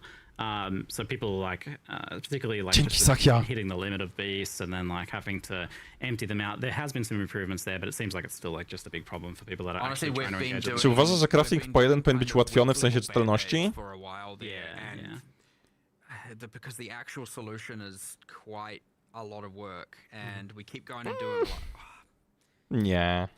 really afford to spend this much time on that instead of, and there's all this like cool content stuff, and every time we're weighing the scales, it's like, oh, it's not quite there, and so this is where I'm like, okay, in order to actually do this, we have to make bestiary the focus. So we have to go, this is the rework, and then we'll be able to do all of this stuff, but it's surprisingly more work than it might seem. because Yeah. if you do it in that way, where you're making it a focus and you're, revamping a lot of the content. Generalnie po 1 na pewno będzie bardziej przystępne dla nowszych graczy teraz, po tych zmianach, bo jedną z najczęstszych rzeczy, na które nowi gracze narzekają, albo tacy, co się odbili, bardzo często czytałem, że ludzi przerastają na przykład kolorki, sokety i tak dalej. Oni to bardzo upraszczają w 3.29, więc dla nowych graczy akurat bardzo pozytywne. This recently as well. Interesting. Well, this was part of the original spec where we'd basically wanted to say that yellow beasts still appear in maps Yeah. as extra monsters, but Ironheart doesn't capture them. And then all of the recipes just require a red beast, Yeah. and he'll spawn some random other beasts alongside Nice. when you do an encounter. When I imagine modernizing past, that's kind of what I imagine. Yeah. The only problem is that is a lot of programmer work actually. Yeah. Every solution we came up with was like, all right, we've done all the like 1 day tasks. Now we're in the many day to week tasks, and we're like, yeah, it's just getting so. Again, it will be a focus soon. I wonder if that makes it a candidate for more of like a bestiary 2.0, like a more substantial thing, since it is going to be so much work anyway. Just untangle that. Ankurinho zapytał, co polecacie, jak chcę zacząć grać w PoE? Chciałem zagrać jakiegoś RPG fajnego. Ankurinho, jak chcesz zagrać w PoE, to polecam nie grać w PoE przez następny tydzień. Tylko poczekać, bo za tydzień będziemy wszyscy grać na nową ligę. Here's a new league. Here's a bestiary rework. Na pewno będę wrzucał trochę poradniczków na start, We've got some rapid fire kind of quality of life and technical questions here. albo w dniu startu ligi możesz... Na pewno na YouTubie będę dużo wrzucał przed startem ligi. Tu masz YouTubka. None of us three know about that. A jak chcę grać solo kompletnie, ta liga jest konieczna? Raczej tak, polecałbym poczekać. Będziesz miał... No. I'll ask him about it then. Yeah, that is the better thing to do for sure. Ja raczej PoE się opiera mimo wszystko na graniu na ligę. We talked about the tooltips, excellent. In-game price checking was added to PoE 2. Is that something you're planning on adding to PoE 1 as well? Almost all of that. Dla przykładu, to co teraz oglądamy wszyscy, wszystkie te zmiany praktycznie, one się prawie w ogóle będą dotyczyć tylko tej ligi. Jeśli chcesz mieć tak jakby aktualną wersję gry, no to będziesz musiał zagrać na lidze. From the helper text thing, we just got that Yeah. ported over, so we're slowly porting stuff over. But often the best person to do it is the person that implemented it, right? It makes sense to port it. But those Dzięki, people are Karczums. working on PoE 2, big upgrade. So we've got to find these like windows where they're like kind of Fair between enough. tasks where they can migrate it over and make it work. Otherwise, you're having someone who doesn't know that code base at all, trying to maneuver it over, and they don't understand the, parts of it that are lesser important and more important necessarily, and they can figure it out, but it would just take a lot more time. So we try and find these lulls between major tasks for them where they can go and port stuff back, and we just need to do some of that really. So. And those are the sorts of things that work towards the goal of like, you know, you don't really have to install third-party software to play PoE if you're a long-term player. You know, that's ideally the outcome there. And that got me thinking about that. There's two features of Awaken Trade that would keep me using it, even if you had the in-game price checking that was working just as well. Ty Boże, właśnie się zorientowałem. Czy my nie będziemy mieć nadal w PoE1 tego nowego szukania itemów na tradzie z PoE2? O kurde, chyba nie zdążyli tego przeportować. A może po prostu nie ogłosili, może o tym nie pogadali, nie wiem, kopium. Czy PoE to jest coś jak Metin? Bardziej jak Diablo 2. Jeśli grałeś w stare Diablo 2 kiedyś, to najbliżej to jest do Diablo 2. Well, why not? It's just a chat I think in PoE2 there's a return to hideout button if you go to someone's hideout to trade. I don't know if that's in PoE1 currently. So that might be just like a little gap also to fix. similar to how we bound use town portal. Like we can have it could be a we could hotkey, have right? a return to hideout. That would be amazing. Or just a go to hideout. Obviously it won't always work. Like if you're in an area where slash hideout doesn't work, it won't work. Yeah. But Awesome. And maybe then do one for like, you know, slash King's March or whatever the one is. PoE to coś jak PoE2. Yeah, that's kind of the one I use the second most if I'm playing that. off your keyboard just teleports you. Yeah, we got a lot of hotkeys, but you know these could be optional ones, I suppose. There's some are more used than others, right? Yeah. So we'll start with those ones before we add a whole ruckus of. Oh, that'd be amazing. If the control scroll wheel's possible as well, that'd be awesome, because that's just like you know, when you're transferring stuff from your inventory, you're moused over there. You don't have to mouse over to change tabs, then back and forth. That'd be awesome. Oh, great. Awesome news. The Tota event caught me by surprise. Trial of the Ancestors. I think it caught a lot of people by surprise. How did that one come about? Ty właśnie, ciekawe. Pytanie o Totę. What are your thoughts on it? Any useful takeaways? Learn some useful Czy stuff co się nauczyli z We Toty? wanted to just have like a variety of different events we can run, and it was like, we don't want to just keep doing the same thing, and so it kind of was like, okay, we've had this and this. Like we even discussed at the time, going, could Mercenaries be an event format? And through all the different options, and then I think there's been a bit of a because Trial of the Ancestors effectively got dismantled after the league. Yeah. And it was like, it's gonna be so much work to bring it back. Turns out, wasn't that much work. Yep. It took a programmer like 1 day to revive it. Yeah. Ended up being way quicker than we had expected. So we were like, well, let's just do it, run it as an event. I know people have been craving it, but let's actually see if it's more nostalgia fueled or otherwise. But yeah. It's one that I see, like some people just like they tried it here and they're like, nah, I don't get it, I don't like it. But then I see other people, like I was reading a thread about it today, and they're like, I love this, like I want them to make it core. Like this seems to, some people really fall in love with this mechanic. So is it something you want to make core at some point still? We're on ultimately we were like, do we keep it as like a kind of event thing, and that way certain people play it because they love it and others won't, or I guess there is still the room to integrate it into core and do a bunch of stuff around that, as long as it's obviously, you don't have to do it, right? It's like, if you like that, similar to say Heist, if you are into Heist, there's always a crowd that loves these different things, then you can go do that, and if you don't want to do it, then just ignore it. So as long as it's in that format, because it is quite specialized content. Ja bym chciał Totę w głównym korze gry, ale no jednak mocno zrebalansowaną, bo jest chyba najgorzej zbalansowana mechanika w grze kiedykolwiek.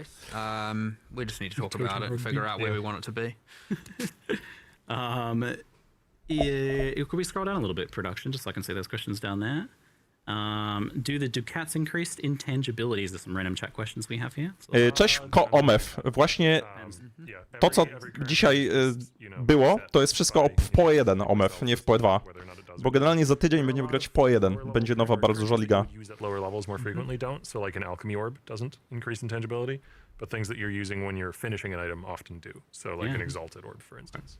Can replica unique mods become vestigial unique mods? Yep. Yeah, that seems like a really Those are legal. Yeah. Wait. They are just Repliki mogą zostać vestigial itemami. Replika Alberony na normalnych butach. And then it can, in some cases, it can have basically two of the similar mod. Interesting. That's kind of wild. Wow. I co Andrzejek powiedział? Że możesz na przykład replikę jakiegoś itema zrolować w nie replikę. Ty, replika Dremfather w zwykłego Dremfathera? Nice, that makes sense. Can we get log into hideout or so like that option that logs you back into your hideout? I think PO2 has that. As much as no one's gonna like the answer, no. The logging into town is important for us. Yeah. And probably for reasons people won't like. But ultimately, like just to express it, it is ultimately we want the game to feel like a multiplayer game, and we want you to log into a hideout and see other players and be part of this universe where there are other players. And as soon as you can just bypass that, and again, I know people aren't going to like that answer, but that's just where we W bardzo dużym skrócie, and, you know, coś czego Mark nie może powiedzieć na głos. say it. Ludzie chcą, oni chcą, żebyś logował się do gry w mieście, bo w mieście możesz zobaczyć innych graczy ze skinkami i powiedzieć, o, jaki fajny ma skinek. Will we eventually be able to switch out gear in the recently teased Animate Guardian UI? The teaser has locks in the UI indicating that we can't take items out. Interesting. Yeah. Well, the Animate Guardian we sort of just got that in like a week or two ago. So at the moment, it's just very bare bones. You can right click the icon and you can see what items are equipped on your Animate Guardian. Yeah. You still have to go through the really jank process of dropping the item on the ground and using the skill on it to actually equip it. Yep. We do want to actually change that so you can just drag and drop items. Yeah. But I'm not sure if we'd want to allow you to remove items that are on an Animate Guardian. No, that's fair. I imagine it'd be like I mercenary. You can wouldn't put them want to over. do that, Yeah, fair enough. I think Czekaj, nie ma już tej motki? leads to my final question of today. Jabłuszko? Jak to which było? is, Usunęli ją? ExileCon is fast approaching, and I think in many people's eyes, it's a lot. A about Japoszko to public. jest. It's a big event to announce the big stuff for PoE2, but is there some stuff that PoE1 fans should be excited about for ExileCon? Is that a focus? Is something sure. happening there? For sure, it's not PoE2 con, it's ExileCon, right? We've got Hell two yeah. main games, two titles, right? And of course, ExileCon will have a thing for PoE1 and for PoE2. And I actually saw some people just before the stream was started. I saw a few people going, "Last PoE1 patch for the year." And I went, "No, it's not. O! There is a 330. It will be before the release of PoE2, and so." Yeah, it's crazy to think. Tak jest! I know, right? I was talking about this with Jonathan. Będzie jeszcze 3.30 w tym roku. Expansions in right? But yes, we will have another PoE1 expansion. Jakby to powiedział Pijam. Already cooking Super! up some awesome ideas, Excellent. and I'm sure they'll release it. I'm sure next Saturday for us, we will be able to nail it down mostly. But yeah, some pretty cool stuff in the works. Super. Or to be in the works fully, since these guys are wrapping up. But yeah, should be epic. PoE1, PoE2, big end of year for us. Like absolutely monster of an end of year for everything Path of Exile related. Yeah, Absolutely. Excellent. That's fantastic news. Exactly what we want to hear. Well, thank you very much, all of you, Andrew, Octavian, Mark. Thanks very much for the Q&A time. thank you very much. And Dobre Q&A. awesome job, you two, by the way. Just No i poznaliśmy Tiona Greyjoya. Właśnie zastanawiałem się, co się z nim stało dalej. It's a banger of a patch. Absolutely. Exciting. All right, see you guys later. See you later, alligator. Siobuś ostro bany, powiedział Pusienzi. Piotrek, czemu tobie nie podziękowali za udział w rozmowie? Bo jestem ze wsi, no. Niestety. Więc nie chcieli mi podziękować. No. Niestety. Dobra. Tutaj chciałem w ogóle powiedzieć tak. Zobaczymy patchnaucy, bo mają chyba być o pierwszej w nocy patchnaucy, ale na tym zakończę stream YouTube'owy, więc osobom oglądającym na YouTubie chciałbym powiedzieć, że stream jeszcze będzie trochę trwał na Twitch TV / Piotr Maciejczak, na Twitchu. Twitch TV / Piotr Maciejczak, bardzo prosto mnie znaleźć, imię i nazwisko. Ale na ten moment wyłączam YouTube'owego streama. Dziękuję tym, którzy oglądali na YouTubie. Życzę wspaniałej nocy, jeśli idziecie spać. Dobranoc, YouTubersi.